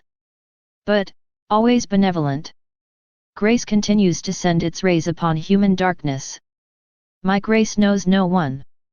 It is rather the man who, voluntarily, sulks her. And although he no longer has this light in him, it still grants him his sparkle. While he was saying this, Jesus seemed extremely distressed. I did what I could to console him, begging him to pour out his bitterness into me. He added, "I implore your compassion, even though I am the cause of your affliction. For from time to time I feel the need to alleviate my pain by speaking to my beloved souls of the ingratitude of men. I want to move these friendly souls, to get them to make me repair for all these excesses, and also to bring them to compassion for men themselves." I said to him, "Lord, I wish you would not spare me by making me participate in your pains." And, without me being able to say more, he disappeared and made me reintegrate my body. This morning, after I had received Holy Communion, I saw my dear Jesus in the form of a child, with a spear in his hand, desiring to pierce my heart. As I had said a certain thing to my confessor, Jesus, wanting to rebuke me, said to me, "You want to avoid suffering, but I want you to start a new life of suffering and obedience." As he said this, he pierced my heart with the spear. Then he added, "The intensity of the fire corresponds to the amount of wood that is put into it. The greater the fire, greater is its ability to burn and consume the objects deposited there. And greater are the heat and light it develops. Such is obedience. The greater it is, the more it is able to destroy in the soul what is material. Like a soft wax, obedience gives the soul the shape it wants." Everything was going as usual. This morning I saw Jesus more afflicted than usual, and he threatened people with death. I also saw that in some countries many were dying. Later, I went into purgatory and, having recognized a deceased friend there, I asked her about different things about my condition. I especially wanted to know if my state corresponded to the will of God and if it was Jesus who came or the devil. I told him, "Since you are before the truth and know things clearly without being deceived, you can tell me the truth about my affairs." She replied, "Don't be afraid. Your state is according to God's will and Jesus loves you very much. That is why he deigns to manifest himself to you." Then, submitting to her some of my doubts, I begged her to be kind enough to examine these things before the light of the truth and to be charitable enough to come and enlighten me afterwards. I added that if she did this, as a reward, I would have a mass celebrated for her purposes. She said, "The Lord wills. For we are so immersed in God that we can't even move our eyelids without his consent. We live in God as people who live in another body. We can think, talk, work, walk, as much as it is given to us by this auxiliary body. For us, it's not like for you, who has free choice, who has your own will. For us, our personal wills have ceased to function. Our will is only God's. We live in her. In her we find all our contentment, all our good and all our glory." Then, in an inexpressible contentment about the divine will, we separated. The confessor had asked me to pray to the Lord to show me the way to attract souls to Catholicism and to eliminate unbelief. I prayed to Jesus on this point for several days and he deigned to address this issue. So, this morning, I found myself out of my body, transported to a garden. It seemed to me that it was the garden of the church. There were many priests and other dignitaries there who discussed the issue. A huge and powerful dog came and left most of them so frightened and exhausted that they let themselves be bitten by the beast. Subsequently, they withdrew from the meeting like fearful. However, the ferocious dog did not have the strength to bite those who had Jesus in their hearts as the center of all their actions, thoughts, and desires. Oh, yes. Jesus was the shield of these people. The beast became so weak in front of them that it did not have the strength to breathe. While people were talking, I heard Jesus saying behind my back, "All other companies know who belongs to their group. Only my church does not know who his sons are. The first step is to know which ones belong to him. You can know them by establishing a meeting to which those who are Catholics will be invited at a well-chosen location for such a meeting. And there, with the help of lay Catholics, establish what needs to be done. The second step is to force the Catholics present to confess, this being the main thing which renews man and makes him a true Catholic. This is not only for those who attend, but also for the one who is the superior. He will also have to force his subjects to confess. For those who refuse, he must courteously dismiss them. When each priest has formed the group of his Catholics, we can then take other steps. And to recognize the appropriate times to move forward. We must do as for trees that need to be pruned. Pruned trees produce quality fruit.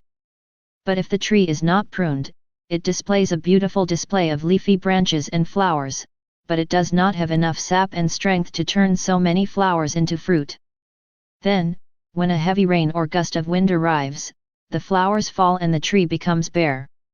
This is the case for the things of religion.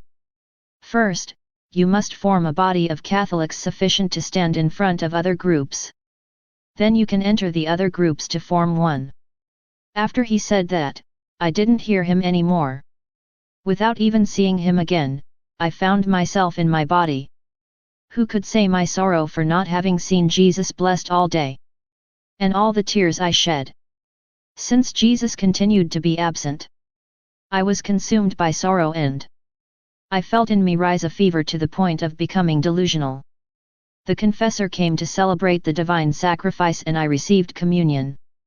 However, I did not see my dear Jesus as usual when I received communion. That's why I started talking in a foolish way. Tell me, my good, why don't you show up? It seems to me that this time I did not cause your escape. What? Are you just leaving me? Ah! Not even friends of this earth act in this way. When they have to leave, at least they say goodbye. And you don't even say goodbye to me. Can we do that? Forgive me if I speak like that. It's the fever that makes me delusional and makes me fall into this madness. Who could say all the nonsense I told him like that? I was delusional and crying. At one point, Jesus showed one hand, another, an arm.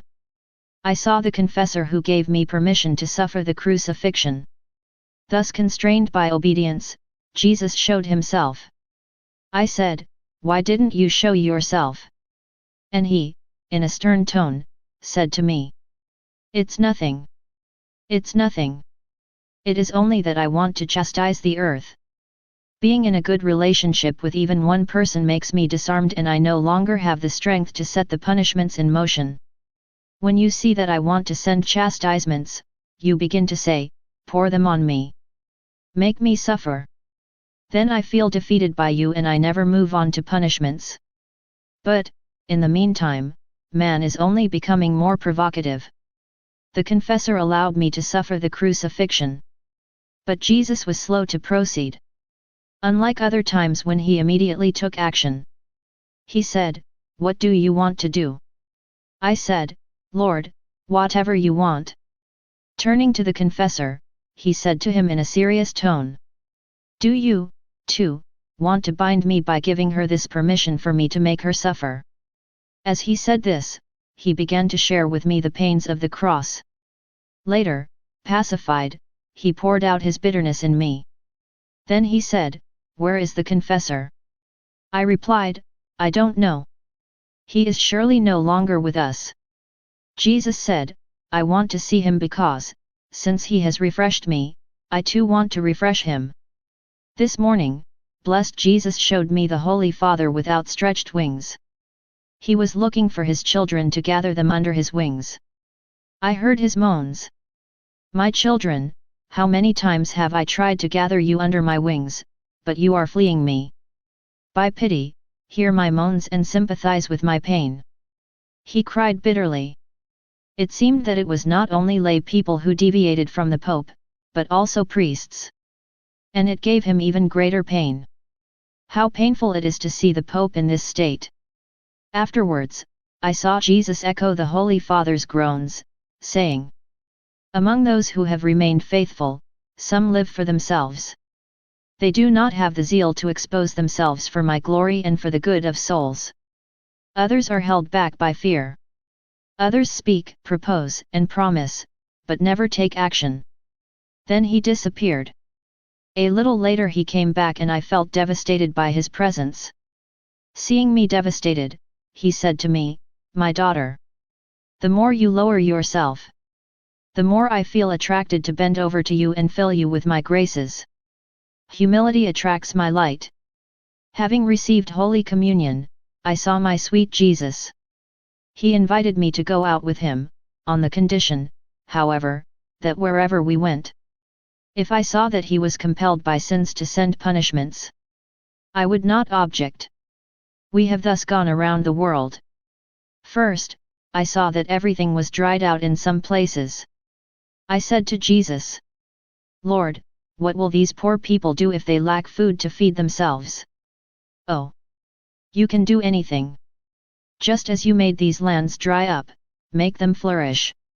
As he wore a crown of thorns, I stretched out my hands saying, "My good, what have these people done to you? Maybe they put that crown of thorns on you? So, give it to me. That way, you will be soothed and you will give them food so that they do not perish." Taking her crown of thorns, I pressed her on my head.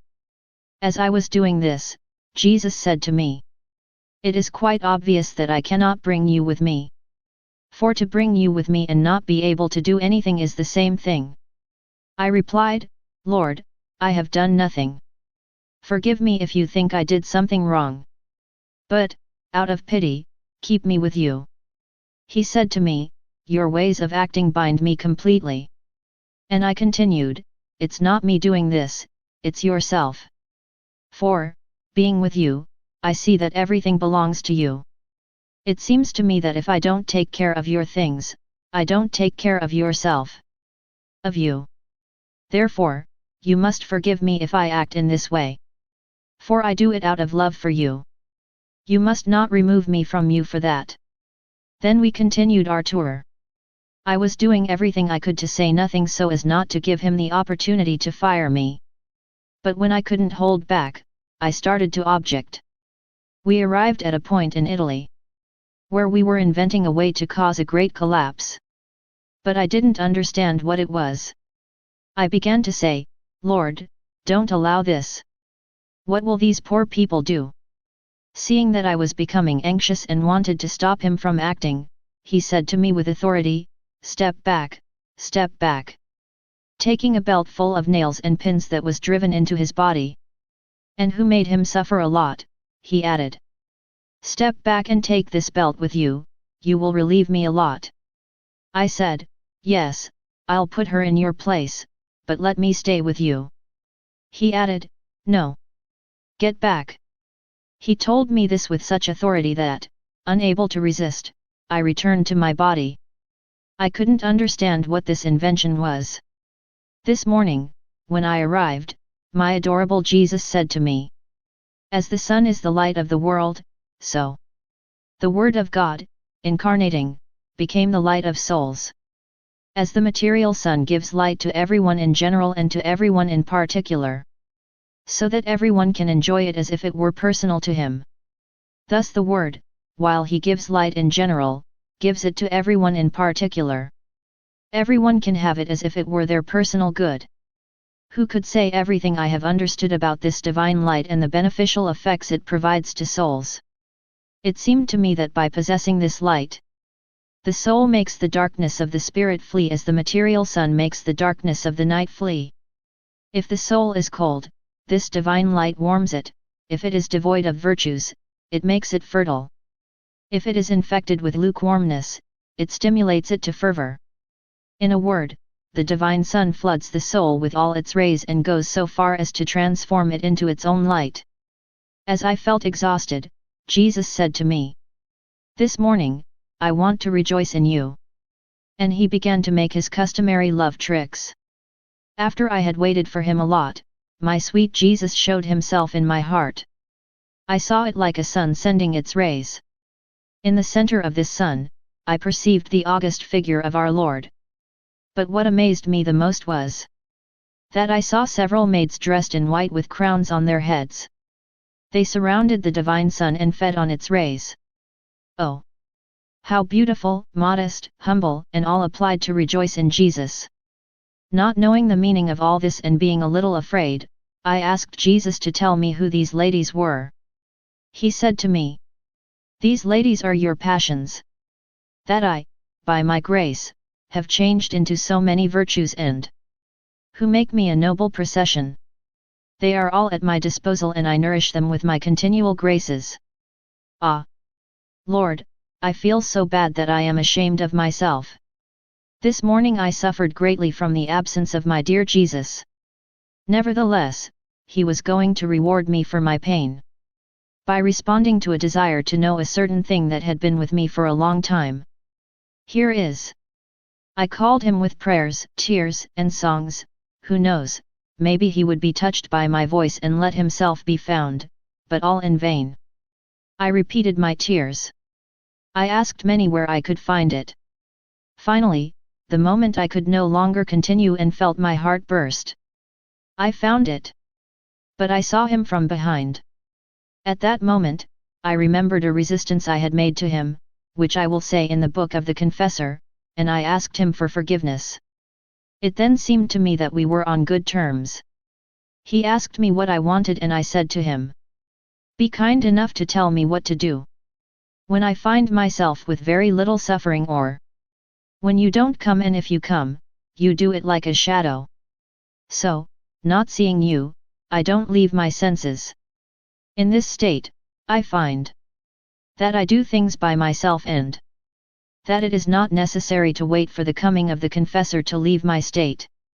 Jesus answered, "Whether you suffer or not, whether I come or I do not come, your state is always that of a victim, in accordance with my will and yours. I don't judge, depending on what is done, but according to the will with which the person acts."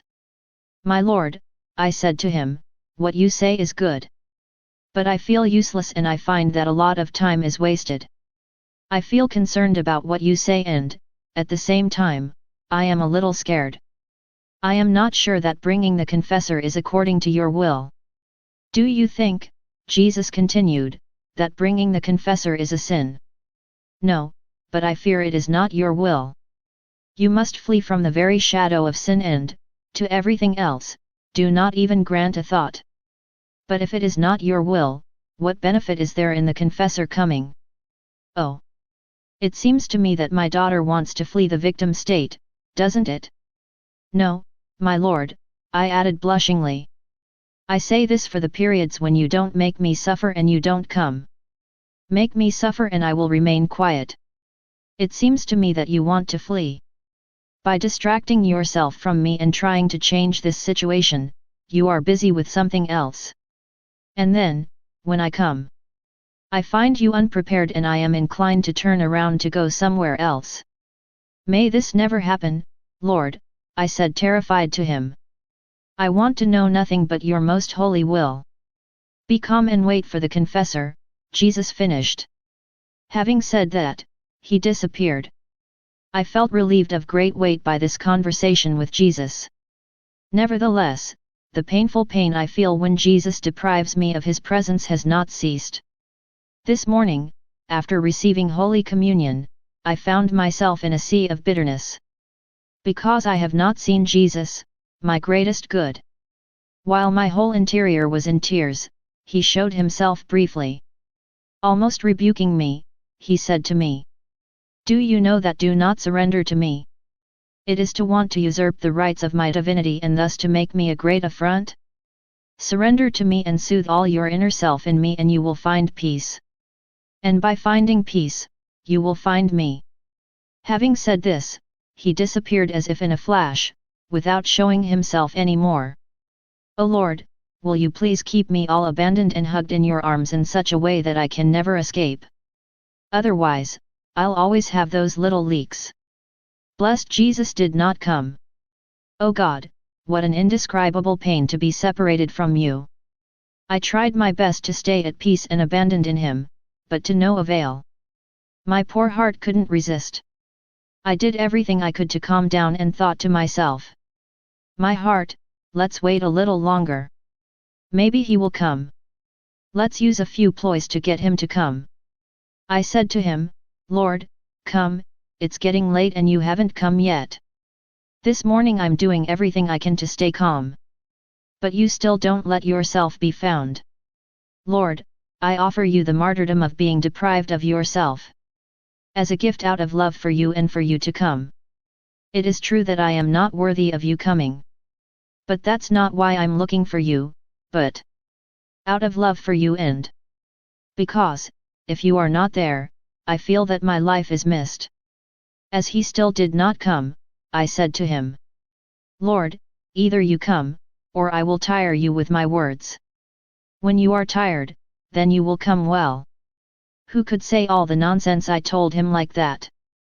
It would be too long to mention them all. Afterwards, he surreptitiously showed himself as if he had just been awakened from his sleep. Then he showed himself more distinctly and carried me out of my body. He said to me, just like the bird has to flap its wings to take flight, so must make the soul to come to me. In her impulses, she must flap the wings of her humility. Then, by its beats, it unfolds like a magnet that attracts me in such a way that, when she takes flight to me, I take mine to her. Ah! Lord, it is obvious that I lack the magnet of humility.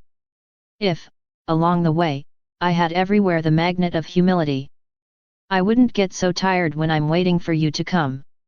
After several bitter days of deprivation and rebuke from blessed Jesus, for my ingratitudes and resistance to his will and grace, this morning he said to me, my daughter, the passport to enter into the beatitude that the soul can possess on this earth must be initialed with 3 signatures: resignation, humility and obedience. Perfect resignation to my will liquefies our 2 wills and merges them into one. It's sugar and honey. But, through resistance to my will, sugar becomes bitter and honey turns into poison. It is not enough to be resigned. But the soul must also be convinced that the greatest good for her and the best way to glorify myself is to always do my will. It also requires the signature of humility. For humility produces knowledge of my will. But what ennobles the virtues of resignation and humility, strengthens them, makes them persevering, binds them together and crowns them? It is obedience. Oh, yes. Obedience completely destroys the own will and all that is material, spiritualizes everything and lands on the creature like a crown. Without obedience, resignation and humility are subject to instability. Hence the strict necessity of the signature of obedience. For the passport to be validated, allowing to pass into the realm of spiritual bliss that the soul can enjoy here on earth. Without the signatures of resignation, humility, and obedience, the passport will be worthless and the soul will always be far from the realm of bliss. She will be forced to remain in worry, fear, and danger. For his own disgrace. She will have as God her own ego and she will be courted by pride and rebellion. Then he carried me out of my body into a garden, which seemed to be that of the church. There I saw 5 or 6 people, priests and secularists, who had gone astray, and which, uniting with the enemies of the church, provoked a rebellion. What a pain to see Jesus blessed weeping over the sad state of these people. Subsequently, I saw in the air a cloud of water filled with pieces of ice falling on the earth. In recent times, my kind Jesus came when it was still dark and said nothing. This morning, after he had renewed in me the sufferings of the cross twice, he looked at me tenderly, while I was suffering the pains of piercing by the nails and he said to me, the cross is a window where the soul sees the divinity. One must not only love and desire the cross, but also appreciate the honor and glory it provides. During my earthly life, I glorified myself in the cross and suffering. I liked it so much that, throughout my life, I didn't want to be a single moment without the cross. You have to act and become like God. Who could say all that I understood on the cross by these words of Jesus? Unfortunately, I do not have the words to express it. O Lord, I beg you to always keep me nailed to the cross so that I can. That always having this divine window before me. That I be cleansed of all my sins and Let me become ever more like you. Being in my usual state, I was inhabited by a certain fear because of a personal thing. My sweet Jesus came and said to me, "Sacred vessels need to be cleaned from time to time. You are sacred vessels in whom I dwell. Thus, it is necessary that I clean you from time to time, that is, that I visit you by some tribulation, so that I may live in you with more dignity. Therefore, be calm." Then, after I had received Holy Communion and renewed in me the sufferings of the crucifixion, he added, "My daughter, how precious is the cross! Take a look at it. Through the sacrament of my body, I give myself to the soul. I unite it with me and I transform it to the point that it becomes identified with me. With the assimilation of the holy species, this special union is dissolved, but not the cross. God takes it and unites it to the soul forever. And, for greater security, he establishes himself as a seal. Thus, God seals the cross in the soul, that there may never be a separation between God and the crucified soul. This morning, finding myself out of my body, I saw that my sweet Jesus was suffering a lot. And I asked him to share his suffering with me. He said to me, "Instead, I will replace you and you will act like my nurse." Thus, it seemed to me that Jesus was sitting in my bed and that I was standing near him. I started by lifting his blessed head. And, one by one, I removed all the thorns that were driven into it. Then I examined all the wounds of his holy body. I wiped their blood and fucked them. But I had nothing to anoint them and alleviate his suffering. Then I saw that from my chest flowed an oil. I took her to anoint her wounds. But I was doing it with some fear because I didn't know the meaning of this oil. He made me understand that resignation to the divine will is an oil that, while Jesus is anointed, alleviates pain and injury. After I had had a good time doing this service to my dear Jesus, he disappeared, and I found myself in my body. While I was out of my body and didn't see my dear Jesus, I had to look for him for a long time before I found him. Eventually, I found him in the arms of Queen Mom, but he didn't even look at me. Who could say the suffering I felt when I saw that Jesus didn't care about me? Afterwards, I noticed on his chest a small pearl. She was so resplendent that she flooded with her light all her most holy humanity. I asked her what she meant. He said to me, "Purity in your sufferings, even the smallest, that you accept only out of love for me. And your desire to suffer more if I grant you, this is the cause of so much light. My daughter, the purity of intention is of such magnitude that the one who acts for the sole reason of pleasing me floods with light all his works. The one who does not act with righteousness only spreads darkness, even in the good he does." Then I saw that our Lord was wearing a very bright mirror on his chest. It seemed to me that those who walk in righteousness are completely absorbed by this mirror and that those who do not walk in righteousness remain outside and are unfit to receive the imprint of the image of Jesus blessed. This morning, after I had received Holy Communion, it seemed to me that the confessor wanted me to suffer the crucifixion. At the same moment, I saw my guardian angel lying on the cross to make me suffer. Afterwards, I saw my sweet Jesus in great sympathy with me. He said to me, "Your suffering is my comfort." And he manifested an unspeakable joy for my suffering. The confessor who, by means of obedience, had given me to suffer, had given him this comfort. Jesus added, "Since the sacrament of the Eucharist is the fruit of the cross, for this reason I feel more desirous to grant yourself to suffer when you have received my body. For when I see you suffering, it seems to me that my passion continues in you. Not mystically but really, for the benefit of souls. And this is for me a great relief, because I then collect the true fruits of my cross and of the Eucharist." Then he says, "Until now, it is through obedience that you have suffered. Do you want me to have a little fun renewing in you the crucifixion by my own hands? If I still felt a lot of suffering, since the sorrows of the cross were still fresh in me, I said to him. Go forward, Lord, I am in your hands. Make me what you want. Then Jesus, very happy, began to drive the nails into my hands and feet. I felt such an intensity of pain that I don't know how I stayed alive. However, I was happy because I was making Jesus happy. After he fixed the nails, coming near me, he said, "How beautiful you are! And how much your beauty grows through your sufferings! Oh! How dear you are to me! My eyes are on you because they find in you my image." He said many other things that I think I do not need to report here. First, because I am bad, and second, because I do not understand how Jesus speaks to me, which brings me confusion and embarrassment. I hope the Lord will make me good and beautiful. Thus, with the decrease of my discomfort, I will be able to write everything. But, for now, I'll stop here. After I had received Holy Communion, my sweet Jesus, full of goodness, showed himself to me. It seemed to me that the confessor wanted me to be crucified, but my nature felt a reluctance to submit to it.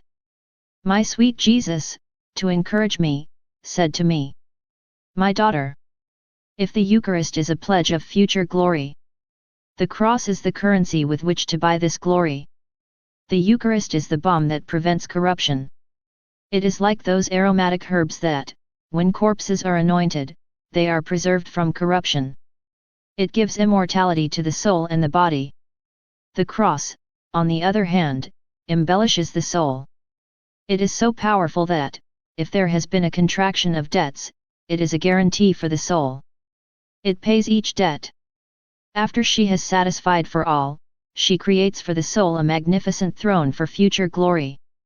The cross and the Eucharist are, so to speak, complementary."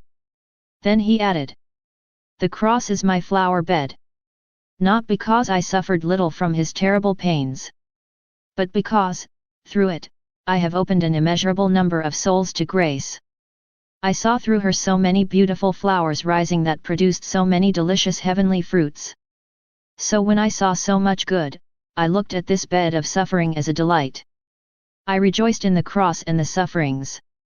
You too, my daughter, accept suffering as your delights, take pleasure in being crucified on my cross. No.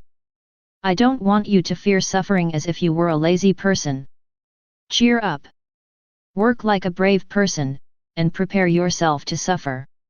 As he spoke, I saw that my good guardian angel was ready to crucify me. From myself I stretched out my arms and the angel crucified me. The good Jesus rejoiced in my suffering. I was very happy that a soul as miserable as me could give joy to Jesus. It seemed to me that it was a great honor for me to suffer out of love for him. This morning I found myself out of my body and saw the heavens dotted with crosses. Small, medium and large. The larger ones gave more light. It was very beautiful to see so many crosses. More resplendent than the sun, adorning the firmament. After that, it seemed to me that the heavens opened. One could see and hear the feast that had been prepared by the blessed in honor of the cross. Those who had suffered more were the most celebrated on this day. Martyrs were distinguished in a special way, as well as those who had suffered secretly, the sole victims. In this blessed sojourn, the cross and those who had suffered the most were particularly honored. As I saw this, a voice echoed to the highest heavens and said, "If the Lord did not send a cross to the earth, he would be like the Father, who has no love for his children and who, rather than wanting them to be honored and rich, wants them dishonored and poor." The rest of what I saw from that holiday, I have no words to express it. I feel it in myself, but I don't know how to express it. So I keep quiet. After several days of deprivation and disorder, I found myself particularly troubled this morning. My adorable Jesus came and said to me, "By your trouble, you have disturbed my sweet rest." Oh, yes. You prevent me from continuing my rest. Who could say how humiliated I was when I heard that I had disturbed Jesus' rest? So, I became calm for a while. But, subsequently, I found myself more troubled than before, because I didn't know where it was all going to end up. After a few words from Jesus, I found myself out of my body. Looking at the vault of the heavens, I saw 3 suns. One seemed to be placed to the east, the other to the west end, the third to the south. They radiated such brilliance that the rays of one blended with those of the others. It gave the impression that there was only one sun. It seemed to me to perceive the mystery of the Most Holy Trinity, as well as the mystery of man, created in the image of God by these 3 powers. I also understood that those who were in this light were transformed. Their memory by the Father, their intelligence through the Son and their will by the Holy Spirit. How many other things I have understood that I am unable to express. The same state continued, and perhaps worse, although I did everything I could not to disturb myself, as obedience demanded. Nevertheless, I kept feeling the heaviness of abandonment that crushed me and even annihilated me. Oh God, what a terrible state! At least tell me, where have I offended you? What is the cause of this? Ah! Lord! If you continue in this way, I think I won't have the strength anymore.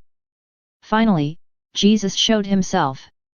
Putting his hand under my chin in a gesture of compassion, he said to me, "Poor girl, how exhausted you are." Then, sharing his sufferings with me, he disappeared at lightning speed, leaving me more distressed than before. I felt like he hadn't come for a long time. I felt anxious to live again. My life was a continual agony. Ah! Lord! Help me and don't leave me abandoned in this way, even if that's what I deserve. The same state of deprivation and abandonment continued. I was out of my body and saw a deluge accompanied by hail. It seemed that several cities were flooded and there was a lot of damage. This plunged me into great consternation and I wanted to counter this scourge. But as I was alone, without the company of Jesus, I felt my poor arms too weak to do so. Then, to my surprise, I saw a virgin coming. It seemed to me that she was from America. She on her side and I on the other, we were able to counter this scourge to a large extent. Later, when we joined, I noticed that this virgin was wearing the signs of the Passion. She was wearing a crown of thorns like me. Then an angel-like being said, "O power of the soul victims! What we angels are unable to do, they can do through their suffering. Oh! If men knew only the good that comes from these souls, the private good as well as the public good, they would be busy imploring God for these souls to multiply on earth." After that, being commended to each other to the Lord, we parted ways. I was still deprived of my adorable Jesus. At best, he showed himself as a shadow. Oh! How bitter it was causing me! How many tears I shed! That morning, after waiting for him and searching for him, I found him near me, very distressed, with the crown of thorns piercing his head. I took it away very gently and put it on my own head. Oh! How wicked I felt in his presence! I didn't have the strength to say a single word. With compassion, he said to me, "Courage! Don't be scared. Try to fill your interior with my presence and all the virtues. When I come to cause the overflow in you, I will bring you to heaven and all your privations will be over." Then, in a distressed tone, he added, "Pray, my daughter. Because there are 3 days of preparation. 3 days apart from each other. Days of storms, hail, thunder and floods that will greatly ravage people and plants." Having said this, he disappeared, leaving me a little relieved, but with a question. Who knows when the overflow he spoke of will happen? And if it ever happens, maybe I'll have to protect myself from it. Finding myself out of my body, it seemed to me that we were in the night. I saw the whole universe, the perfect order of nature, the starry sky, the silence of the night. It seemed to me that everything had a meaning. As I contemplated this, it seemed to me to see our Lord who said to me, "All of nature invites us to rest. But what is true rest? It is the inner rest, the silence of all that is not God. You see, The stars twinkle with moderate light, not dazzling like that of the sun. The silence of all nature, of mankind and animals. All are looking for a place, a refuge where be in silence and rest from the fatigue of life. Something that is necessary for the body and much more for the soul. It is necessary to rest in one's own center, which is God. But, in order to be able to do so, inner silence is necessary, in the same way as for the body, external silence is necessary in order to be able to sleep peacefully. What, then, does this inner silence consist of? To silence his passions by holding them in check. To impose silence on his desires, inclinations, and feelings, in short, on everything that is not God. What is the way to achieve this? The unique and indispensable way is to demolish one's being according to nature. By reducing it to nothing. As it was his situation before he was created. When it has been reduced to nothing, it must be recovered in God. My daughter. Everything began in nothingness. Even that great machine of the universe that you are looking at and that has so much order. If, before it was created, it had been something, I could not have involved my creative hand to create it with such mastery. So adorned and splendid. I would have had to undo first everything that would have existed before, then redo everything as I would have liked. All my work in the soul begins from nothingness. When there is a mixture of something else, it is not appropriate for my Majesty to go down and work there. But, when the soul is reduced to nothing and comes to me, placing its being in mine, then I work as the God that I am and she finds her true rest. Who could say everything I understood from these words of blessed Jesus? Oh! That my soul would be happy! If I could undo my poor being, to be able to receive the divine essence of my God. Oh! How I could then be sanctified! But what madness inhabits me? Where is my brain so I haven't done it yet? What is this human misery that, rather than seeking this true good and flying very high, is content to crawl on the ground and live in dirt and corruption? Then my beloved Jesus brought me inside a garden where there were many people preparing to attend a feast. Only those who received a uniform will be able to attend. But few received this uniform. A great desire to receive him came to me. I insisted as long as I got it. Having arrived at the place where I was to receive the uniform, a venerable lady dressed me first in white and put me a heavenly epaulette from which hung a medal of the holy face of Jesus. This medal was also a mirror that, if we looked at it, made it possible to distinguish the smallest sins of his soul, with the help of the light that emanated from the holy face. The lady took a very thin golden coat and covered me completely with it. It seemed to me that dressed in this way, I could compete with all the virgins in the community. While this was happening, Jesus said to me, "My daughter, it is enough that you are dressed like this. When the party starts, I will take you there. For now, let's go back and see what mankind is doing." So, after walking around, he brought me back to my body. This morning, my adorable Jesus did not come. However, after I had waited for him for a long time, he came. As he stroked me, he said, "My daughter, do you know what purpose I am pursuing as far as you are concerned?" After a pause, he continued, "As far as you are concerned, my goal is not to accomplish in you brilliant things or to accomplish by you things that would highlight my work. My goal is to absorb you into my will and to make us one. To make you a perfect model. Conformity of the human will with the divine will. This is the most sublime state for a human, the greatest prodigy. This is the miracle of miracles that I plan to perform in you. My daughter. For our wills to become perfectly one, your soul must be spiritualized. She must imitate me.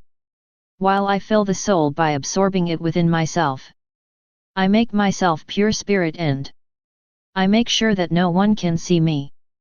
This corresponds to the fact that there is no matter in me, but that everything in me is very pure spirit. If, in my humanity, I clothed myself with matter, it was only 4. That in all I look like a man and so that I may be for man a perfect model of spiritualization of matter. The soul must spiritualize everything in her end, to come to be like a pure spirit, as if matter no longer existed in it. Thus, our wills can perfectly become one. If, of two objects, one wants to form only one, it is necessary for one to renounce his own form in order to marry that of the other. Otherwise, they will never succeed in forming a single entity. Oh! What would be your good fortune if, by destroying yourself to become invisible, you became capable of perfectly receiving the divine form. By being thus absorbed in me, and I in you, both forming a single being, you would end up possessing the divine fountain. As my will contains all good, thou shalt end up possessing all good, all gift, all grace. You wouldn't have to look for these things anywhere but yourself. Since virtues have no boundaries, the creature immersed in my will can go as far as a creature can go. Because my will causes the acquisition of the most heroic and sublime virtues, that no creature can surpass. The height of perfection that the soul dissolved in my will can attain is so great that it ends up acting like God. And this is normal because then the soul no longer lives in his own will, but she lives in that of God. All astonishment must then cease, since by living in my will, the soul possesses power, wisdom, and holiness, as well as all the other virtues that God himself possesses.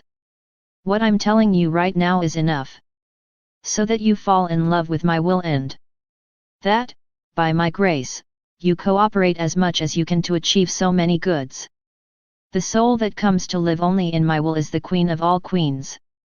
His throne is so high that he reaches the very throne of Jehovah. It enters into the secrets of the most august Trinity.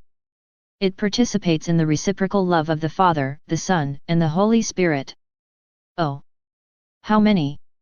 The angels and all the saints honor him. Men admire him and the demons fear her, seeing in her the divine essence. O Lord, when will you bring me yourself to this state? Since I am unable to do anything on my own. Who could say all the intellectual light that the Lord then infused into me? On the unity of the human will with the divine will. The depth of the concepts is such that my language does not have the words to express them. I was painfully able to say that little bit. Although my words are nonsense compared to what the Lord made me understand very clearly by his divine light. I was very distressed because of the deprivation of my adorable Jesus. At best, he showed himself as a shadow, the time of a flash. I felt like I wouldn't be able to see it like I used to. As I was at the height of my affliction, he showed himself all tired, as if he was in great need of comfort. Carrying his arms around my neck, he said to me, "My beloved, bring me flowers and surround me completely, for I long for love. My daughter, the sweet fragrance of your flowers will be a comfort to me and a remedy for my sufferings, for I languish, I weaken." I immediately replied, "And you, my beloved Jesus, give me some fruit. For my idleness and the insufficiency of my sufferings. Increase my own languor to such an end that I weaken and feel myself dying.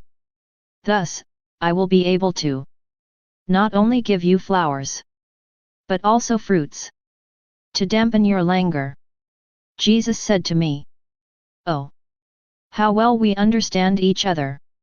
It seems to me that your will is one with mine." For a moment, I felt relieved, as if the state I was in wanted to stop. But, soon after, I found myself plunged into the same lethargy than before. I felt alone and abandoned, deprived of my greatest good. This morning I felt more distressed than ever because of the deprivation of my greater good. He showed up and said to me, as a strong wind attacks people and penetrates into their interior, in such a way as to shake the whole person, thus my love and grace attack and penetrate the heart, mind, and most intimate parts of man. However, the ungrateful man rejects my grace and offends me, and causes me bitter pain. I was very confused about something. I felt crushed in myself, although I didn't dare to say a word. I thought, how come he's not coming? And when he comes, that I don't see him clearly. It seems that I have lost its clarity. I wonder if I will see his beautiful face as before. As I thought so, my sweet Jesus said to me, "My daughter, why are you afraid? Since through the union of our wills your destiny is in heaven." And, wanting to encourage me and sympathize with my grief, he added, "You are my new work. Don't get extremely upset if you don't see me clearly. I told you the other day. I don't come here as usual, because I want to punish people. If you saw me clearly, you would clearly understand what I am doing. And since your heart is grafted onto mine, it would suffer like mine. To spare you this suffering, I do not show myself clearly." I replied, "Who could say the torments in which you leave my poor heart? O Lord, give me the strength to endure suffering." While I was continuing in the same state, I felt completely oppressed. I needed the greatest help to be able to bear to be deprived of my supreme good. Blessed Jesus, compassionate with me, showed me for a few moments his face in the interior of my heart, but not clearly this time again. Making me hear his very soft voice, he said to me, "Courage, my daughter. Let me finish punishing and later I will come as before." As he spoke like this, I asked him in my mind, "What punishments did you start sending?" He replied, "The continual rain that falls is worse than hail and it will have sad consequences for people." After saying this, he disappeared and I found myself out of my body in a garden. There I saw the dried crops on the vines. I said to myself, poor people, what are they going to do?" As I said this, I saw inside the garden a little boy who was crying so hard that he was deafening heaven and earth, but no one had mercy on him. Although everyone heard him cry, they did not pay attention to him and left him alone and abandoned.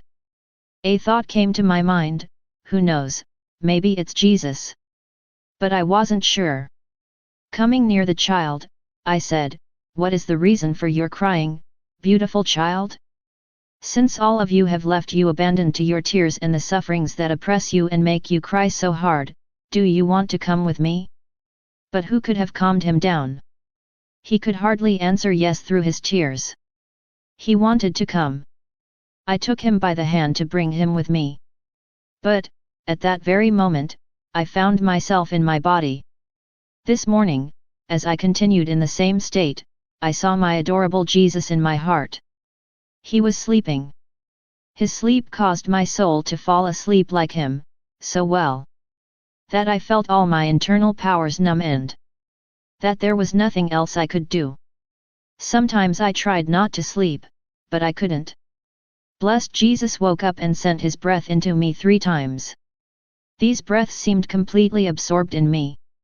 Then it seemed that Jesus brought these same 3 breaths back into himself. So I felt completely transformed in him. Who could say what happened to me next? Oh! The inseparable union between Jesus and me. I don't have the words to express it. After that, it seemed to me that I could wake up. Breaking the silence, Jesus said to me, "My daughter, I looked and looked, I searched and searched, traveling the whole world. Then I brought my eyes to you, I found my satisfaction in you and I chose you from 1,000. Then, turning to some of the people he saw, he said to them, "The lack of respect for others is a lack of true Christian humility and meekness. Because a humble and tender mind knows how to respect everyone and always interpret positively the actions of others." Having said this, he disappeared without me being able to say a single word to him. May my beloved Jesus always be blessed. May everything be for his glory. My adorable Jesus continued not to let himself be seen clearly. This morning, after I had received Holy Communion, the confessor offered me the crucifixion. While I was in these sufferings, Jesus blessed, as attracted to them, showed himself clearly. O God! Who could say the suffering he endured and the painful state in which he was while he was forced to send punishments to earth? I felt great compassion for him. If people had seen that, Even if their hearts had been hard as diamond, they would have broken like fragile glass. I begged him to calm down, to be happy, and to make me suffer so that people are spared. Then I told him, Lord, if you don't want to listen to my prayers, I know that's what I deserve. If you don't want to feel sorry for people, you're right, because our iniquities are very great. But I ask you a favor, that you have pity while you punish your images. By the love you have for yourself, I ask you not to send punishments right now. You take away your children's bread and make them die. Oh no! It is not in the nature of your heart to act in this way. I see that the suffering you feel is such that if it were in her power, she would give you death. All afflicted, he said to me. My daughter, it is justice that does violence to me. However, the love I have for the human race makes me even more violent. Thus, to have to punish creatures plunges my heart into mortal anguish. I said to her, Lord, discharge your righteousness upon me and your love will no longer be gripped by it. I beg you, let me suffer and spare them, at least in part. As if he had felt compelled by my prayer, he came near my mouth and poured in from his own some of the thick, disgusting bitterness he was carrying. Barely swallowed, it produced such suffering in me that I felt close to death. Blessed Jesus supported me in my suffering, otherwise I would have died. However, it was only a little of his bitterness that he poured out. What would have become of his adorable heart that contained so much?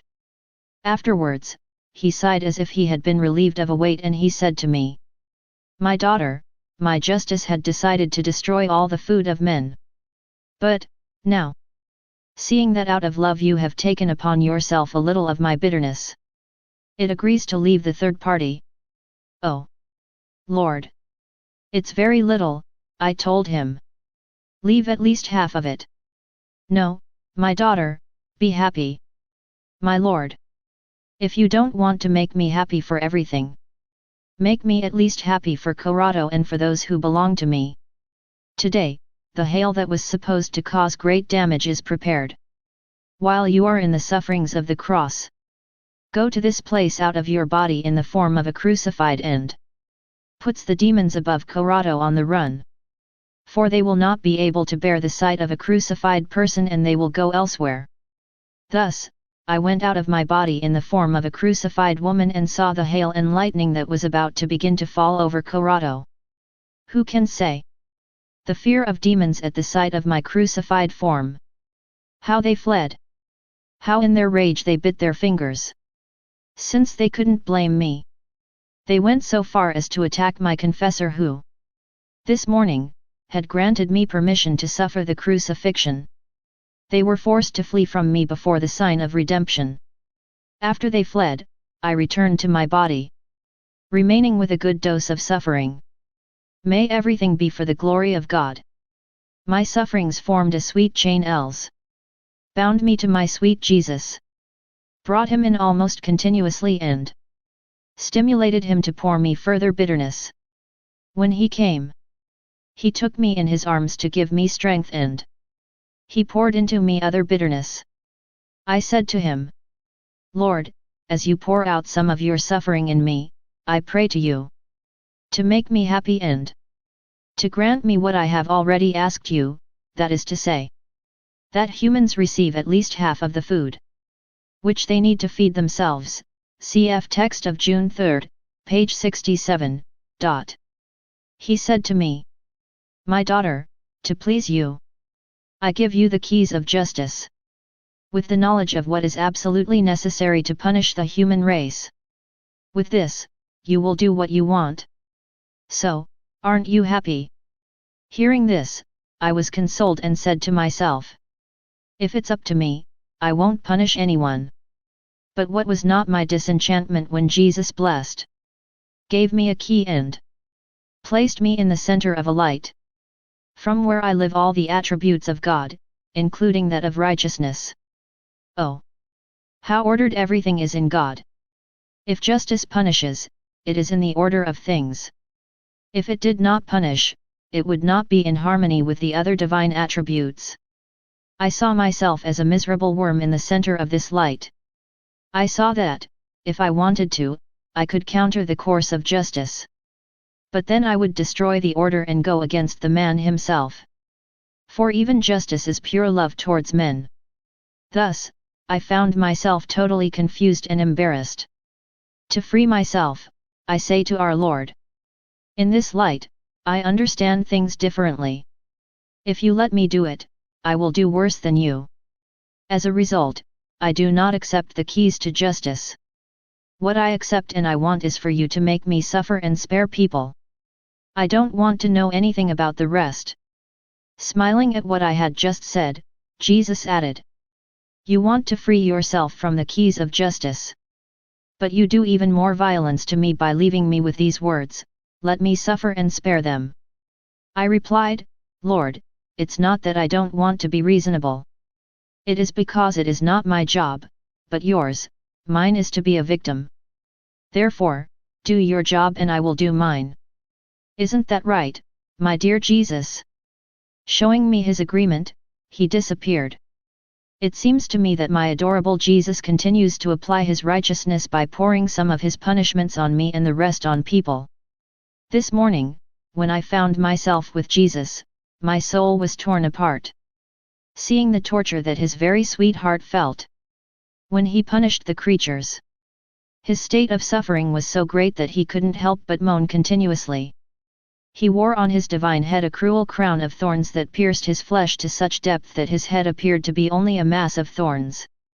So, to relieve him, I said to him, tell me, my God, what is happening to you? Allow me to remove those thorns that make you suffer so much. But Jesus answered nothing. He didn't even listen to what I was saying. So I began to remove his thorns one by one, and then the crown itself which I placed on my head. While I was doing this, I saw that in a remote place there was an earthquake that was destroying people. Then Jesus disappeared and I returned to my body, but with great affliction at the thought of Jesus' state of suffering and the disasters that affected poor humanity. This morning, when my kind Jesus came, I said to him, Lord, what are you doing? It seems to me that you are going too hard with your justice. As I wanted to continue to speak to excuse human misery, Jesus imposed silence on me by telling me, keep silent if you want me to stay with you. Come, embrace me, and honor all my suffering members with your usual acts of worship. I started with his head and then, one by one, I passed to each of his other members. Oh! How many deep and horrible wounds covered his most holy body!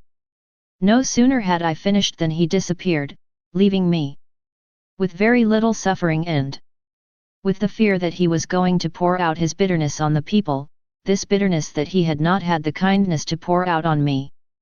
After some time, the confessor came and I told him what I had just experienced. He said to me, today, when you do your meditation, you will ask him to make you suffer the crucifixion so that he stops sending punishments. During my meditation, Jesus appeared to me and I begged him to do as my confessor had proposed. Without giving me the slightest attention, he seemed to turn his back on me and fall asleep so that I wouldn't bother him. I felt myself dying in pain because he was not following through on my confessor's request. Picking up my courage, I took him by the arm to wake him up and said, Lord, what are you doing? Is this all the respect you have for your favorite virtue of obedience? Where is all the praise you have said for this virtue? Where are the honors you have bestowed on him, to the point of saying that you are shaken by it, that you cannot resist him and that you feel captivated by the soul that practices it? And now it seems like you don't care about her anymore. As I said this, and many other things that would take a long time if I wanted to write them down, blessed Jesus was shaken as if in very sharp pain. He let out a cry and, sobbing, said to me, I don't want to send punishments either. But it is justice that forces me to do so. However, you, by your words, sting me to the quick. You touch a very delicate thing for me, something that I love very much, to the point that I did not want any other honor or title than that of obedience. So just because I don't care about obedience doesn't mean I don't make you share the sufferings of the cross, it's justice that forces me to do this." After he said this, he disappeared, leaving me happy, but with displeasure in my soul. As if my words had been the cause of the Lord's cry, "Deign to forgive me, O my Jesus." I was in a lot of pain. When he came, my adorable Jesus sympathized very much with me and said to me, "My daughter, why are you suffering so much? Let me comfort you a little." However, he was suffering more than I was. He fucked my soul and pulled me out of my body. He took my hands in his, placed my feet on his and my head against his. How happy I was to be in this position. Even if Jesus' nails and thorns gave me suffering, I would have liked it to increase. They gave me joy.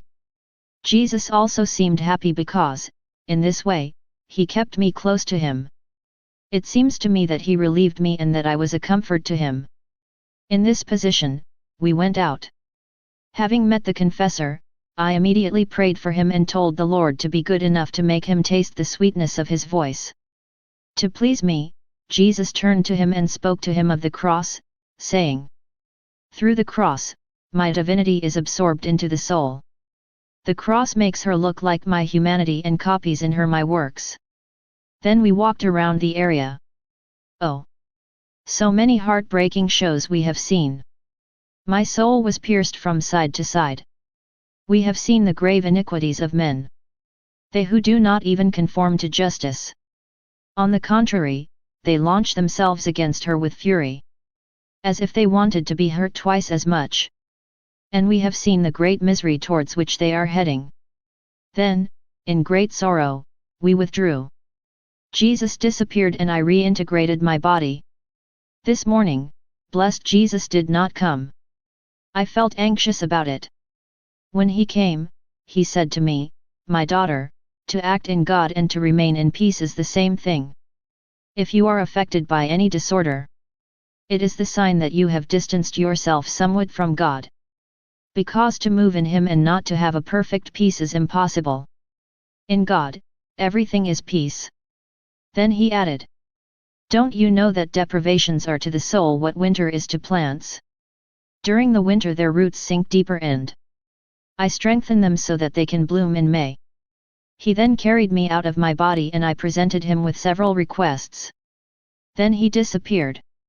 I returned to my body, inhabited by a great desire to always be perfectly united to him, that I may always dwell in his peace. As Jesus persisted in not coming, I tried to meditate on the mystery of flogging. While I was doing it, he was very hurt and bloodied. As soon as I saw him, he said to me, "My daughter, heaven and the created world demonstrate the love of God. My wounded body demonstrates my love for men. My divine nature and my human nature are inseparable and form one person. Through them, I have not only satisfied divine justice, but I have also worked for the salvation of men. And, in order to summon everyone to love God and neighbor, not only have I myself set an example on this point, but I have made it a divine precept. My wounds and my blood teach everyone the way of love and the duty for all to be concerned about the salvation of others." Then, saddenedly, he added, "Love is for me a ruthless tyrant. To satisfy him, not only have I lived all my mortal life in continual sacrifices, until I died on the cross, but I gave myself as a perpetual victim in the sacrament of the Eucharist. In addition, I have called upon some of my beloved children, including yourself, to be victims in continual suffering for the salvation of mankind. Oh, yes. My heart finds neither peace nor rest if it does not surrender itself to men." However, the man answers me with extreme ingratitude. Having said that, he disappeared. This morning, when I was out of my body and not with my greatest good, I went in search of him.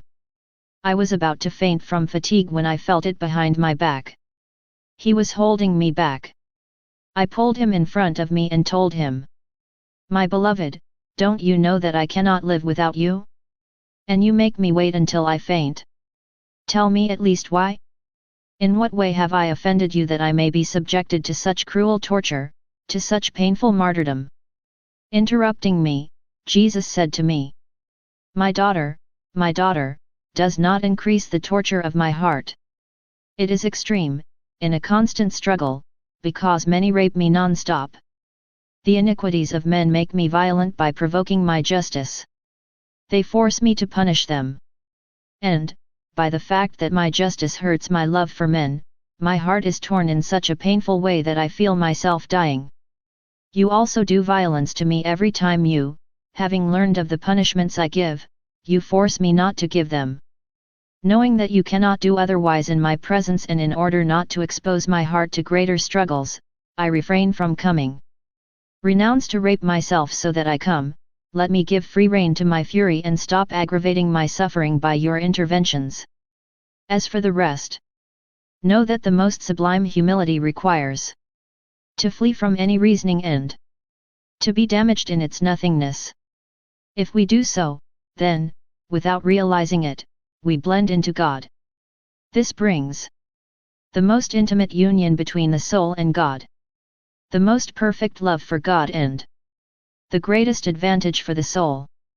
Because, by leaving one's own reason, one acquires divine reason. By renouncing all gaze on itself, the soul is not interested in what happens to it. And it achieves a completely heavenly and divine language. Humility gives the soul a safety garment. Wrapped in this garment, the soul dwells in the deepest peace, adorned to please his beloved Jesus. Who could say how surprised I was by these words of Jesus? I didn't know what to tell him. He disappeared and I found myself in my body, calm yes, but extremely distressed. First of all because of the afflictions and struggles in which my dear Jesus was immersed. And also because I was afraid that he would now refuse to come. Who could endure this? O Lord! Give me the strength to endure this unbearable martyrdom. As for the rest, say whatever you want. I will not neglect any means, I will use all the tricks for you to come. After I had gone through a few days of deprivation, he showed himself as a shadow, at lightning speed. And I found myself numb, as if asleep, not understanding what was happening to me. Immersed in this lethargy, only one suffering reached me, it seemed to me that the same thing was happening to me as to him. That is, I was deprived of all my means. The person immersed in this state cannot nor complain, nor defend oneself, nor to appeal to any means whatsoever to free oneself from one's misfortune. Poor her! She's sleeping.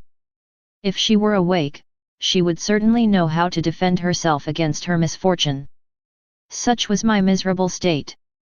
I was not allowed to moan, to sigh, to shed a single tear, even though I had lost sight of my Jesus. He who is all my love, all my happiness, my greatest good. In other words, so that I would not be hurt by his absence, he rocked me to fall asleep and left me. O Lord, wake me up, so that I can see my miseries and at least know what I lack. And, while I was in this state, I heard inside me blessed Jesus, he groaned non-stop. His moans hurt my ears. Waking up a little, I said to him, my one and only good, through your complaints, I have perceived the very suffering state in which you are. It happens to you because that you want to suffer alone and let you not let me share your sufferings. On the contrary, you rocked me to sleep without letting me understand anything. I understand where all this comes from, your justice is thus freer to punish. But oh! Have mercy on me, because without you I am blind. You who are so good, you need to have someone who keeps you company, who comforts you, which, in some way, lessens your anger. When you see your images perish in misery, maybe you will complain more and tell me, oh! If you had been more diligent in comforting me, if you had taken upon yourself the sufferings of my creatures, I would not see my members so tortured. Isn't that true, my very patient Jesus? Out of pity, react a little and let me suffer in your place. While I was saying this, he groaned continuously, as if he wanted pity and comfort. But I, wanting to relieve him by sharing his sufferings, I shot him, as if to force him Thus, following my fervent prayers, he stretched out his nailed hands and feet in my interior and shared with me some of his sufferings. Afterwards, pausing in his moans, he said to me, "My daughter, the sad times we are living in force me to do this. Because men have become so arrogant that everyone thinks they are God. If I do not send punishments upon them, I will harm their souls, because the cross alone is nourishment for humility. If I don't do this, I will eventually make them miss the means to become humble and to get out of their strange madness. I do like a father who shares bread so that all his children feed themselves. But a few do not want this bread. On the contrary, they reject it in their father's face. However, this is not the fault of the poor father. I am like that. Have mercy on me in my afflictions." Having thus spoken, he disappeared, leaving me half asleep, not knowing if I had to wake up completely or if I still had to sleep. Jesus continued to keep me asleep. This morning, for a few minutes, I found myself completely awake. I understood my miserable state. And I felt the bitterness of the deprivation of my greatest good. I shed a few tears when I told him, "My always good Jesus, why don't you come? These are not things to do, hurt one of your souls and then leave it." Then, in order not to let her know what you're doing, you plunge her into sleep. Oh! Come, don't make me wait any longer.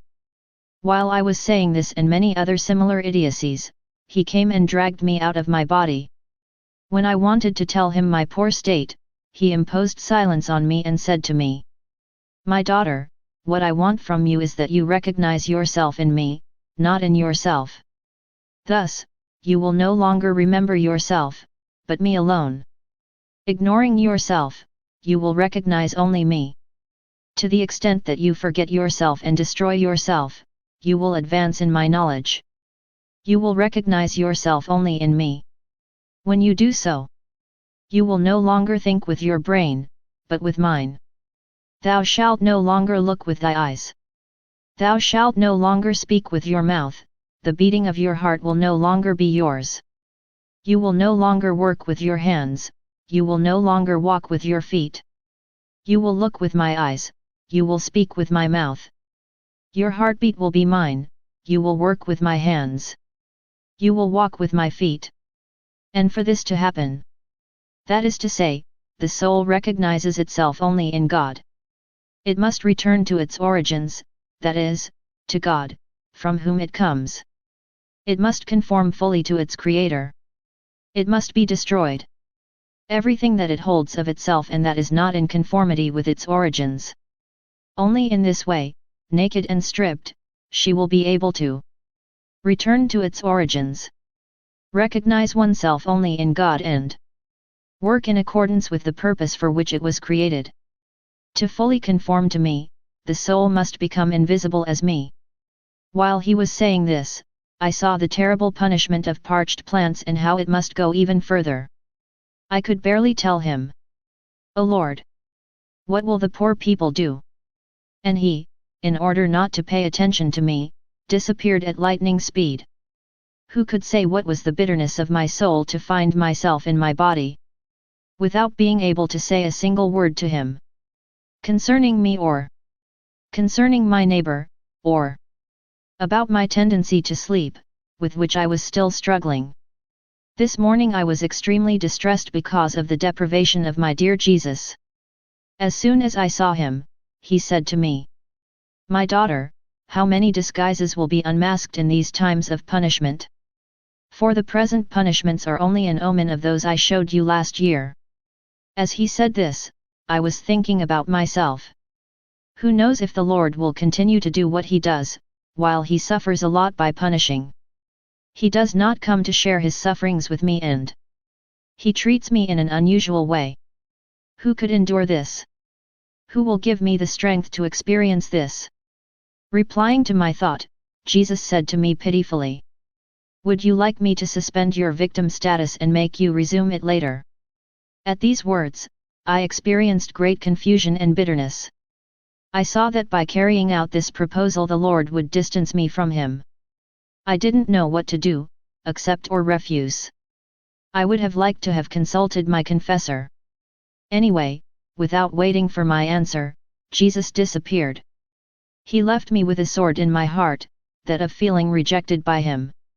My pain was so great that I couldn't do anything but cry bitterly. As I continued to be sad, my adorable Jesus took pity on me. He came and he seemed to support me with his arms. He dragged me out of my body, and together we saw that there was deep silence, great sadness, and mourning everywhere. This spectacle made such a great impression on my soul that my heart became anguished. Jesus said to me, "My daughter, let us leave what afflicts us and rest together." As he said this, he began to caress me and comfort me with gentle kisses. However, my confusion was so great that I did not dare to reciprocate. He said to me, "As I refresh you with chaste kisses and caresses, don't you want to refresh me by giving me kisses and caresses too?" These words gave me confidence and I reciprocated. Then he disappeared.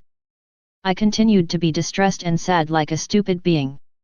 This morning, Jesus did not come at all. The confessor came and suggested the crucifixion. In the first place, blessed Jesus disagreed. When he showed himself to me, he said to me, "What do you want? Why do you want to hurt me by forcing me to crucify you? I have already told you that it is necessary for me to punish the people." I replied, "Lord, it is not me, it is out of obedience that I make this request." He continued, "Since it is out of obedience, I want you to share my crucifixion. During this time, I will rest a little." And he made me share with the sufferings of the cross. While I was suffering, he came near me and seemed to rest. Then I saw a menacing cloud whose mere sight inspired fear. Everyone said, "This time we are going to die." While everyone was frightened, a radiant cross rose between Jesus and me. She made the storm disappear.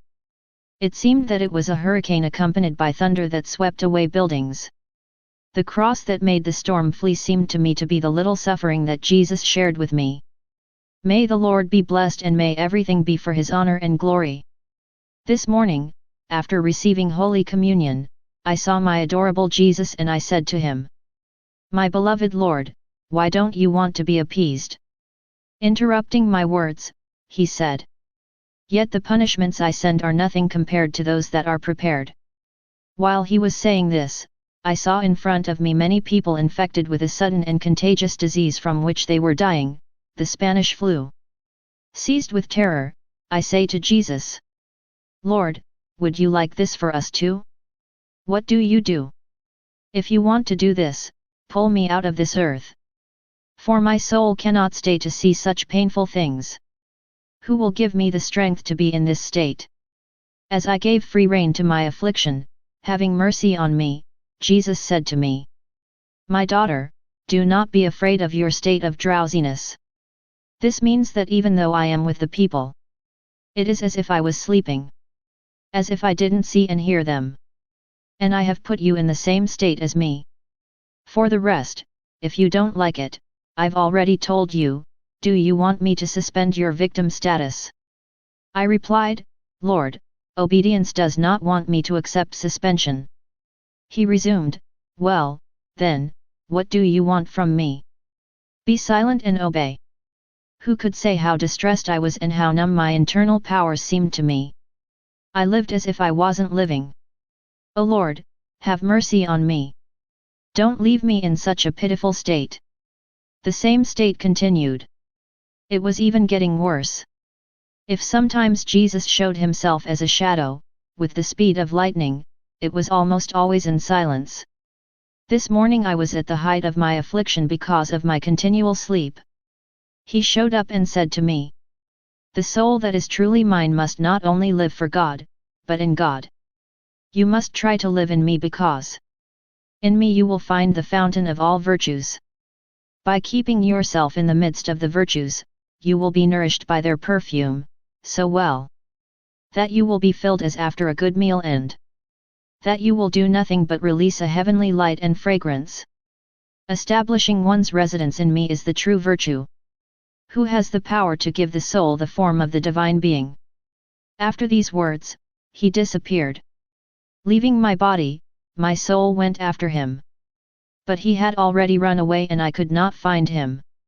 Suddenly, I was filled with bitterness when I saw terrible hail causing great destruction, lightning producing fires and other things that had been prepared. Then, more distressed than ever, I reintegrated my body. As I continued in the same confusion, blessed Jesus showed himself briefly. He made me understand that I had not written everything he had told me the day before about the difference between living for God and living in God.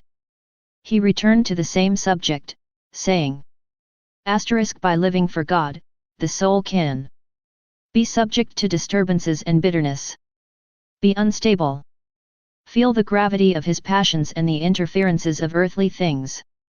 For the soul that lives in God, it is completely different. As she lives in another person, she leaves her own thoughts to marry those of the other. It marries his style, his tastes and, even more, she leaves her own will to take that of the other. For a soul to live in the divinity, it must leave everything that belongs to him in his own right. Deprive yourself of everything and leave one's own passions. In a word, to abandon everything to find everything in God. When the soul has grown a lot in lightness, she is able to enter through the narrow door of my heart, to live in me of my very life. Even though my heart is very big, such that it has no limit, its front door is very narrow. Only the one who is stripped of everything can enter it. This is just because I am the most holy. I would not allow anyone who would be a stranger to my holiness to live in me. That is why, my daughter, I say to you, try to live in me and you will possess the anticipated paradise. Who could say how much I understood the meaning of this living in God? Then it disappeared and I found myself in the same state as before. This morning, after receiving Holy Communion, I continued in the same state of confusion. I was completely withdrawn into myself when I saw my adorable Jesus coming to me in a hurry. He said to me, "My daughter, let me lessen my anger a little, otherwise." Frightened, I said to him, "What do you want me to do to lessen your anger?" He replied, "Calling upon you my sufferings." So I had the impression that he called the confessor with the help of a ray of light. He immediately manifested the will that I suffer the crucifixion. The blessed Lord agreed and I found myself in such great suffering that I felt that my soul was going to leave my body. When I felt like I was about to die and was rejoicing because Jesus was going to receive my soul, the confessor said, "Enough." Then Jesus said to me, "Obedience calls you." I said, "Lord, I really want to continue." Jesus said, "What do you want from me?" Obedience continues to call you. It seemed that this new intervention of my confessor no longer made me walk towards suffering.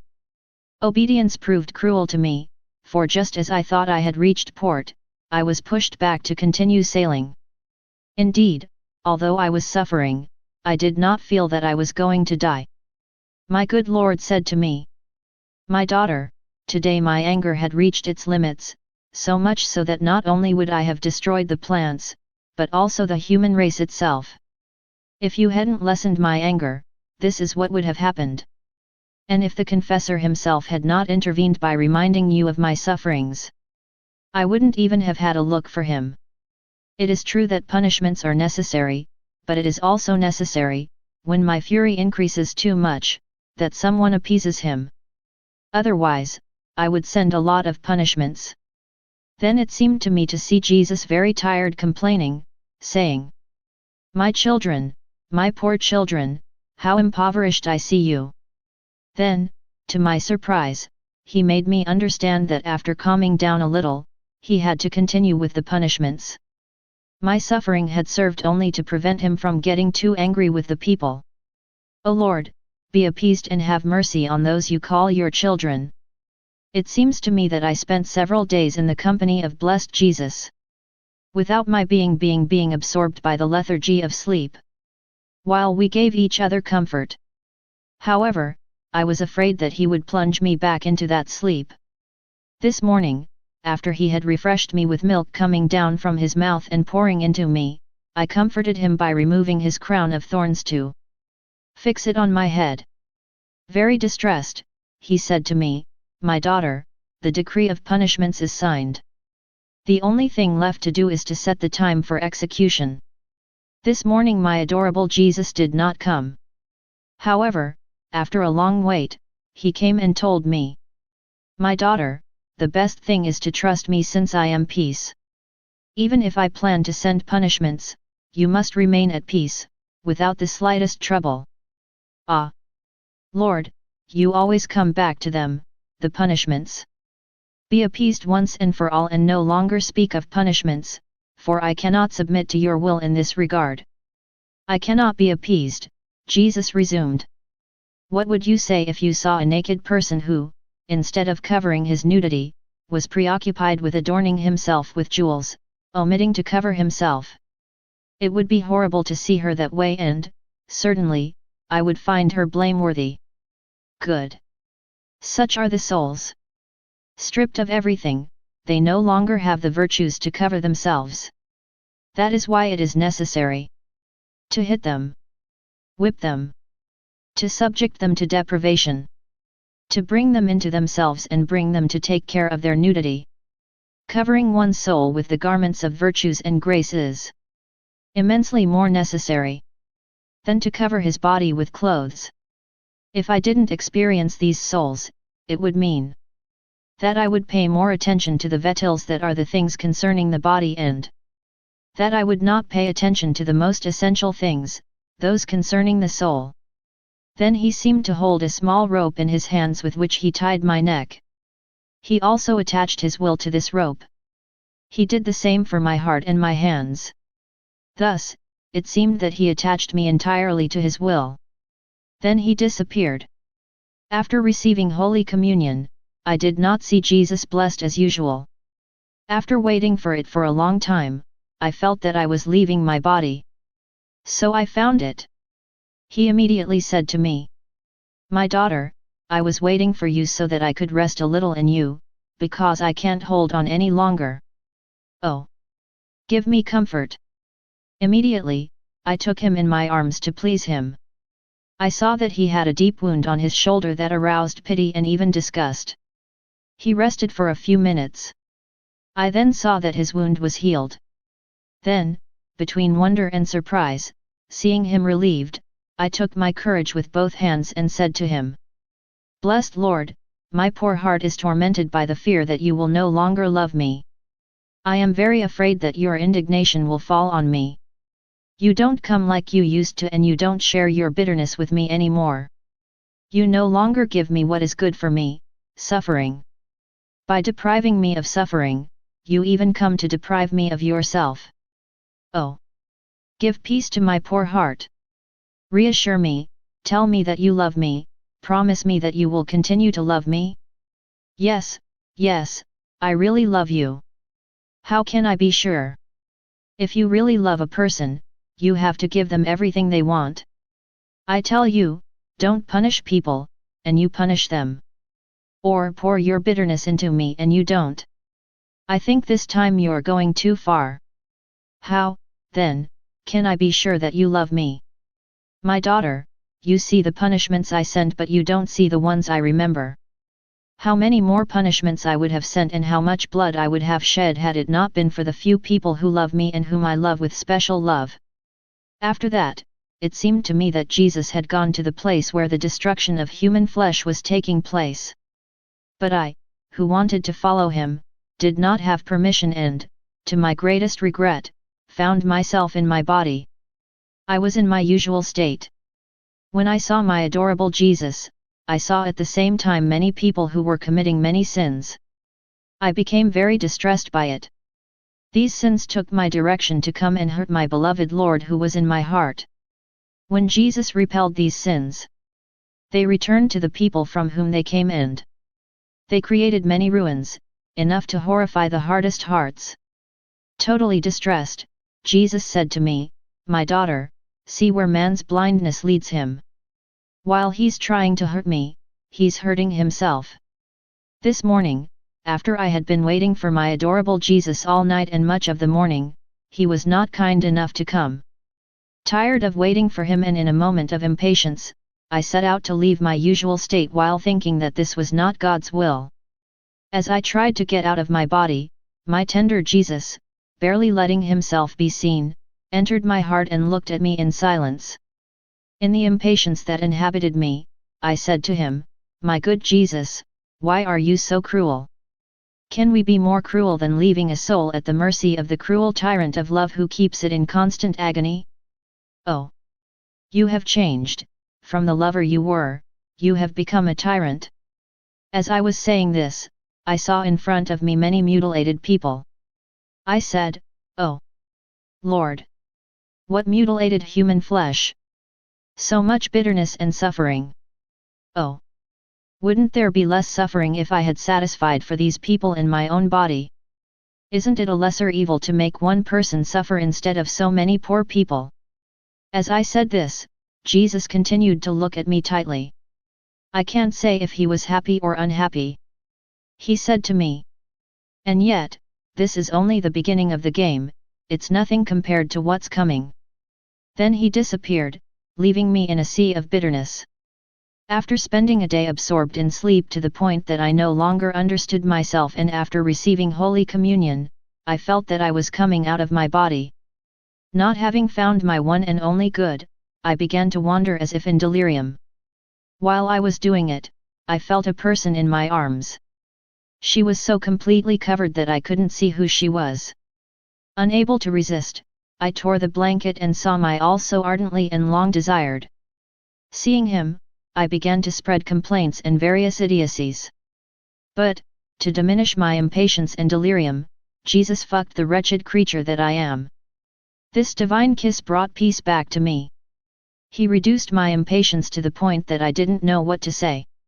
Forgetting all my miseries, I then remembered the poor creatures and said to Jesus, "Be soothed, O sweet Lord. Spare these people from such cruel destruction. Let's go together to those regions where these things happen so that we may encourage and console all these Christians in such a sad state." "My daughter," Jesus replied, "I do not want to bring you because your heart would not bear the sight of such carnage." "Ah! Lord! How can you allow that? It is absolutely necessary that I clean these areas. Because, in those fields where I have sown, it grew a lot of weeds and thorns that became trees. And these thorny trees only attract poisoned and pestiferous waters to these places. If some ears have remained intact, they receive only bites and stench. In such a way that no other cob can bloom. These cobs cannot bloom because, first, the soil is covered with all kinds of bad plants, and secondly, they receive continual bites that leave them no peace. Wherefrom the need for destruction to reveal all bad plants, and also the need for spilled blood to purify these fields of their poisoned waters. For this reason, I did not want to bring you. Cleaning is necessary. Not only in places where I have already sent punishments, but also in all other places." Who could describe the dismay of my heart when I heard these words of Jesus? Nevertheless, I insisted on going to see these fields. But, not paying attention to me, Jesus disappeared. Trying to find him, I met my guardian angel and some souls from purgatory who made me turn back, which forced me to reintegrate my body. This morning, my adorable Jesus came and showed me a machine in which it seemed that many human limbs were crushed. We were there as two witnesses to the terrifying punishments to come. Who could say the dismay of my heart at this sight? Seeing me so dismayed, blessed Jesus said to me, "My daughter, let's get away from what afflicts us so much and comfort ourselves by playing a little together." Who could say what happened then between Jesus and me? Exquisite marks of love, tricks, sweet kisses. The caresses we gave to each other. My beloved Jesus surpassed me in this game. For on my side, I failed, unable to contain all that he gave me. I said to him, "My beloved, enough, enough. I can't take it any more. I'm failing. My poor heart is not big enough to receive so much. That's enough for now. Wanting to rebuke me for my words the other day, he said to me kindly. Let me hear your complaints, tell me, am I cruel? Has my love for you turned into cruelty? Blushing, I said to him. No, my lord, you are not cruel when you come. But when you don't come, then you're cruel. Smiling, he replied. You keep saying I'm cruel when I don't come? No, no, there can be no cruelty in me. Everything is love in me. Know that if my behavior is cruel, as you say, it is in fact the expression of a greater love. I found myself very worried about my miserable condition, thinking that it did not correspond to God's will. I considered as signs of this the insufficient suffering that Jesus gave me and my continual deprivation of Him. While I was tiring my little brain about this state of affairs and struggling to get out of it, my ever-amiable Jesus showed Himself at lightning speed and He said to me, My daughter, what do you want me to do? Tell me. I'll do what you want. I only knew how to respond to such an unexpected proposal.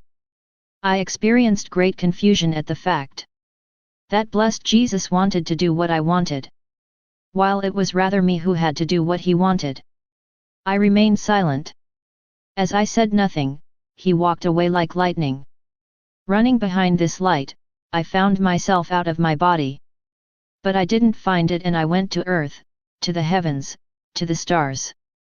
At one point I called Him by my words, at the other by a song, thinking in myself that blessed Jesus would be touched to hear my voice or my song and that, certainly, He would show Himself. While I was walking, I saw the terrible destruction caused by the war in China. There were demolished churches and images of our Lord thrown on the ground. What scared me the most was that if the barbarians are doing this now, the religious hypocrites will do it later. Making themselves known as they are and uniting with the open enemies of the Church, they carry out an attack that seems incredible to the human spirit. Oh! What torture! It seems that they have vowed to end the Church. But the Lord will destroy them. Then I found myself in a garden that seemed to me to be the Church. Inside this garden, there were a crowd of people under the guises of dragons, vipers and other ferocious beasts. They were devastating the garden. When they went out, they caused the ruin of the people. As I saw this, I found myself in the arms of my beloved Jesus and said, I have finally found you. Are you my dear Jesus? He replied, Yes, yes, I am your Jesus. I tried to ask Him to spare all these people, but He, not paying attention to me, said to me all distressed, My daughter, I'm very tired. Let us go into the divine will if you want me to stay with you. Afraid that he might walk away, I kept silent, allowing him to sleep. A little later, he entered me again, leaving me encouraged but very distressed. I spent a day and a night without rest. Then I felt that I was leaving my body, but I could not find my adorable Jesus. I only saw things that scared me. I saw that one fire was burning in Italy and another in China and that, little by little, these fires were getting closer to merge into one. In this fire, I saw the King of Italy die suddenly in disappointment. This had the effect of making the fire grow. Finally, I saw a great revolution, an uproar of the peoples, a killing of the peoples. After seeing these things, I realized that I had returned to my body. My soul was tortured because it felt like it was dying and, even more, because I didn't see my adorable Jesus. After a long wait, he appeared with a sword in his hand, ready to slaughter him on the people. I was scared. Having become a little bold, I took the sword in my hands and said, Lord, what are you doing? Don't you see how much destruction will happen if you shoot down that sword? What causes me the most grief is that you cut Italy in half. Ah! Lord! Be soothed. Have mercy on your images. If you say you love me, spare me that bitter pain. As I said this, with all the strength I could muster, I held the sword. Jesus, sighing and all afflicted, said to me, "My daughter, let her fall on the people because I can no longer carry her." But I, clutching her more tightly, said to her, "I can't let her go. I don't have the courage to do that." Jesus said, "Have I not told you many times that I am forced not to let you see anything, since then I am not free to do what I want?" As he said this, he lowered the arm that had held the sword and began to calm his fury. After some time, he disappeared and I was left with my fear. Then, without letting me see anything, he took the sword away from me and knocked it down on the people. Oh, God! What a heartbreaker to just remember that. My adorable Jesus continued to come only rarely and only for a short time.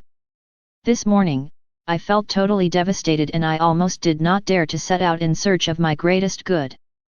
But he, always kind, came and, wanting to infuse confidence in me, said to me, "My daughter, before my majesty and purity, the one who can face me does not exist. All are necessarily frightened and struck by the radiance of my holiness. Man would almost like to run away from me. Because his misery is so great. Because he does not have the courage to stand in the presence of God. However, appealing to my mercy, I have assumed a humanity that has partially veiled the light of my divinity. This was a way to inspire confidence and courage in man to come to me. It has the possibility to purify oneself, to sanctify oneself and to divinize through my deified humanity. Thus, you must always stand before my humanity, considering it as a mirror in which you wash away all your sins. A mirror in which you acquire beauty. Little by little, you will adorn yourself with my resemblance. This is the property of the physical mirror. To reveal the image of the one who stands before him. The divine mirror does much more. My humanity is for man like a mirror allowing him to see my divinity. All good things come to man through my humanity."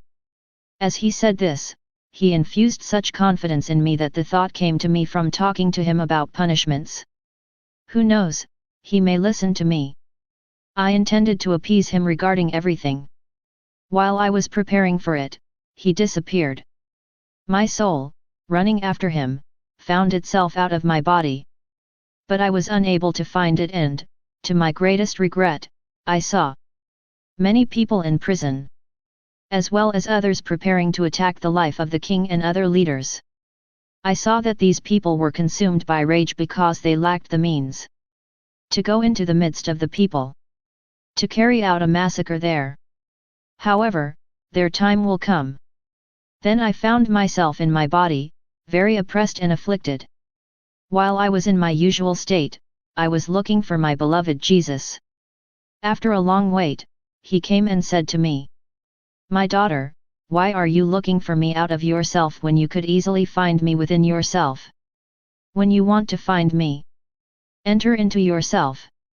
Reach your nothingness and there, emptied of yourself, you will see the foundations that the divine being has established in you and the structure he erected there. Look and see." I looked.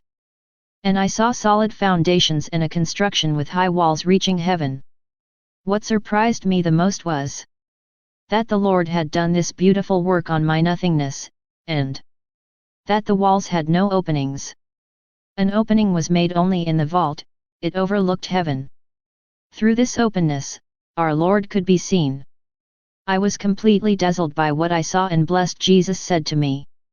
The foundations established on nothingness mean that the hand of God works where there is nothing and that he never bases his work on material things. Walls without openings mean that the soul must not give any regard to the things of the world, so that no danger can reach it, not even a little dust. The fact that the only opening overlooks heaven corresponds to the fact that the construction rises from nothingness to heaven. The stability of the column means that the soul must be so stable in the good that no adverse wind can shake it. And the fact that I am placed at the very top means that the work must be completely divine. Who could say what I understood as a result of Jesus' words? but my mind gets lost and can't express itself on it. May the Lord always be blessed. May everything sing His love and glory. This morning, my adorable Jesus did not come. I had to wait a long time for Him. As soon as He showed Himself, He said to me, just as the sound of a musical instrument is pleasing to the ear of the person who hears it, your desires and tears are in my ear a very pleasant music.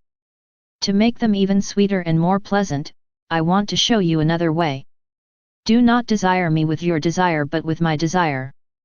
Everything you want and desire, want it and desire it because I want it, that is, take it in my interior and do it yours. Thus, your music will be more pleasant to my ear, because it will be music from myself. He added, everything that comes out of me goes into me. When men complain that they can't get what they ask of me, it is that they ask for things that do not come out of me. Then, these things are not very easy to bring into me, to then come out of me and come back to them. All that is holy, pure and heavenly comes out of me and enters into me. Why be surprised if I don't listen to them? When they ask me for things that are not of me, keep in mind that everything that comes out of God enters God. Who could say all that I understood as a result of Jesus' words? But I don't have the words to express it. Ah! Lord! Give me the grace to ask for all that is holy and that is according to your desire and will. In this way, you will be able to communicate with me more intensely.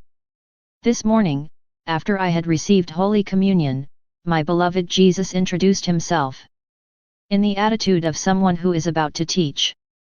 He said to me, my daughter, suppose a young man wants to marry a young girl. She is in love with him and wants to make him happy. Votre toujours rester avec lui sans jamais le quitter. Sans se soucier d'autre chose, y compris du travail domestique habituel pour un épouse.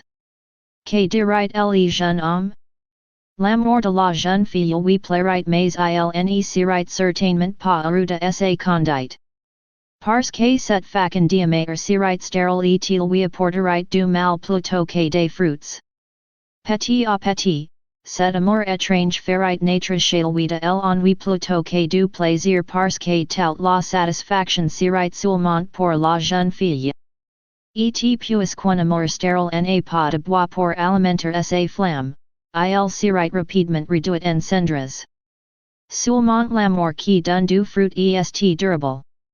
In se comportent les aims qui ne se préoccupent que d'elles mêmes, de leur propre satisfaction, de leur propre ardeur et de tout ce qui leur plaît.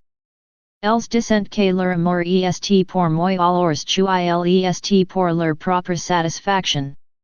On peut voir leurs actes qu'elles ne se préoccupent pas de mes intérêts et des choses qui en appartiennent.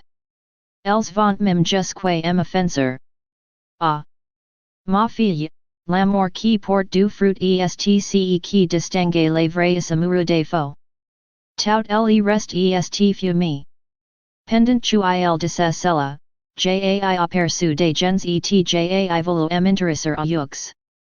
Mais Jesus me détourne de eux en me disant, ne désire pas être sur le chemin des autres. Laisse-les faire parce que tout à son propre temps.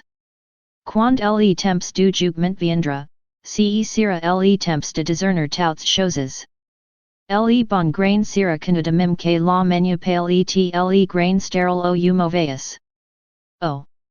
How many things with the appearance of the good grain will then be judged as straw and bad seed, only worthy of being thrown into the fire. This morning, my adorable Jesus did not come. After waiting for Him for a long time and while my poor heart was unable to endure any more, He showed Himself in my interior and said to me, my daughter, do not be distressed because you do not see me, I am in you and, through you, I look at the world. He continued to appear to me from time to time, without telling me anything more. Having spent a restless night, I felt all filled with temptations and sins. Oh! God! What a torturing pain it is to offend you. I was doing everything I could to be in God, to resign myself to his holy will, to offer him this painful state out of love for him. I didn't pay attention to the enemy, by showing the greatest indifference towards him, in order not to provoke him to tempt me more. But without much success. I didn't even dare to desire my beloved Jesus. I saw myself as too ugly and miserable. But he, always good for the sinner that I am, and without me having asked for it, he came as if he had mercy on me. He said to me, "My daughter, courage. Don't be afraid. Do you know that some impetuous and cold streams are more powerful at cleaning the smallest stains than the fire itself? Everything is fine for those who really love me." Having said that, he disappeared.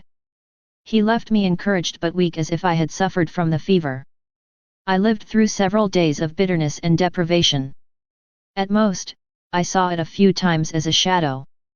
This morning, not only was I at the height of my bitterness, but I had lost hope of seeing him again.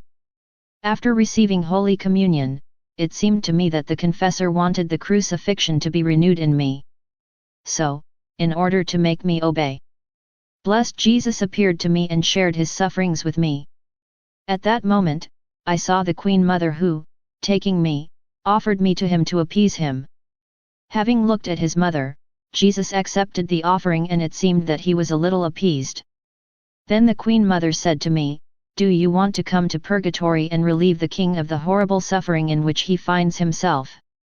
Probably Umberto de Savola, assassinated in Monza on July 29, 1900. I replied, "My mother, as you desire." In an instant, she took me and transported me to a place of excruciating torment where people were suffering and dying continuously. There was this miserable man who went from one torment to another. He seemed to have to suffer as many deaths as there had been souls lost by his fault. After I had undergone several of these tortures, he was a little relieved.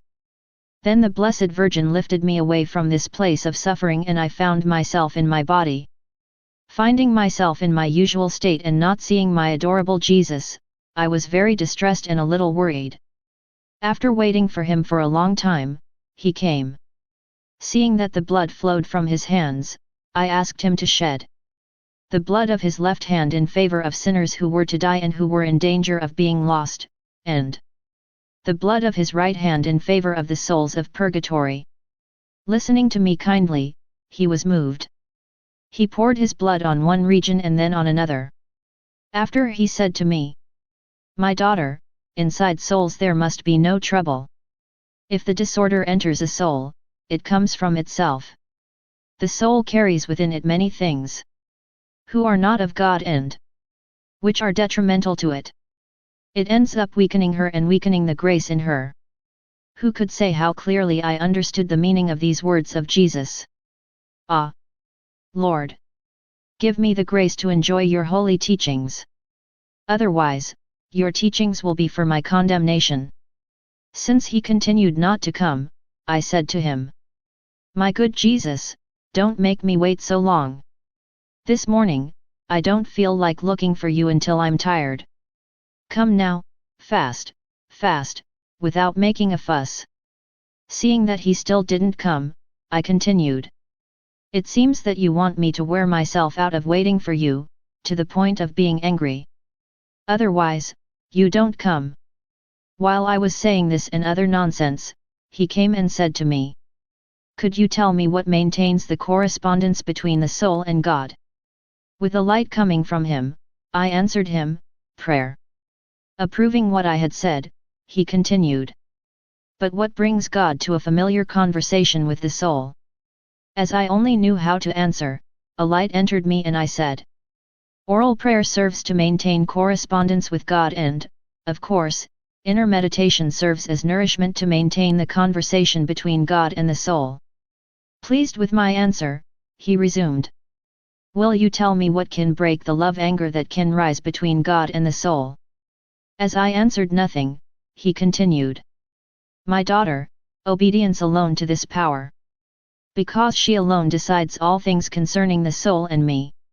When a quarrel arises or even when one gets angry enough to hurt, then obedience intervenes, arranges things and restores peace between God and the soul. I said, "Oh, Lord! Often it seems to me that even obedience does not want to take an interest in these things and that the poor soul is forced to remain in a state of dispute." Jesus continued, "She does this for a while because she wants to have fun with these love quarrels, but then she assumes her duty and pacifies everything. Thus obedience establishes peace between the soul and God." After communion, my adorable Jesus carried me out of my body, showing himself to be extremely distressed and sad. I begged him to pour his bitterness into me. He did not listen to me, but after I had insisted a lot, he poured it out with joy. Then, after he had poured some, I told him, "Lord, don't you feel better now?" "Yes, but what I have poured into you is not what gives me so much suffering. It's a bland and infected food that doesn't leave me resting. Pour a little bit into me so that you can be comforted. I can't digest it and endure it, how could you? I know that my weakness is extreme, but you will give me strength and, in this way, I will succeed in holding it in me." I got it. That the infected food related to acts of impurity and that bland food, related to good deeds done with care, without care, and which are rather a boredom and a burden for our Lord. He almost disdains to accept them. Unable to endure them, he wants to spit them out of his mouth instead. Who knows how many of mine do this? Forced by me, he served me some of this food. As he was right. Bitterness is more endurable than bland food and the one that is infected. If it hadn't been for my love for him, I would never have accepted it. After that, blessed Jesus put his arm behind my neck and, leaning his head over my shoulder, he took a posture as if to rest. While he was sleeping, I found myself in a place where there were many intersecting paths and, further down, it was the abyss. Afraid of falling into it, I woke him up to ask for his help. He said to me, "Don't be afraid, this is the path that everyone must walk. It requires complete attention. Puisque la majorité marche sans précaution, c'est la raison. Pour laquelle tant de personnes tourmentent dans l'abîme et que ceux qui arrivent au port du salut sont peu nombreux. Ensuite, il disparat et je me suis retrouvé dans monde corps. Fiat.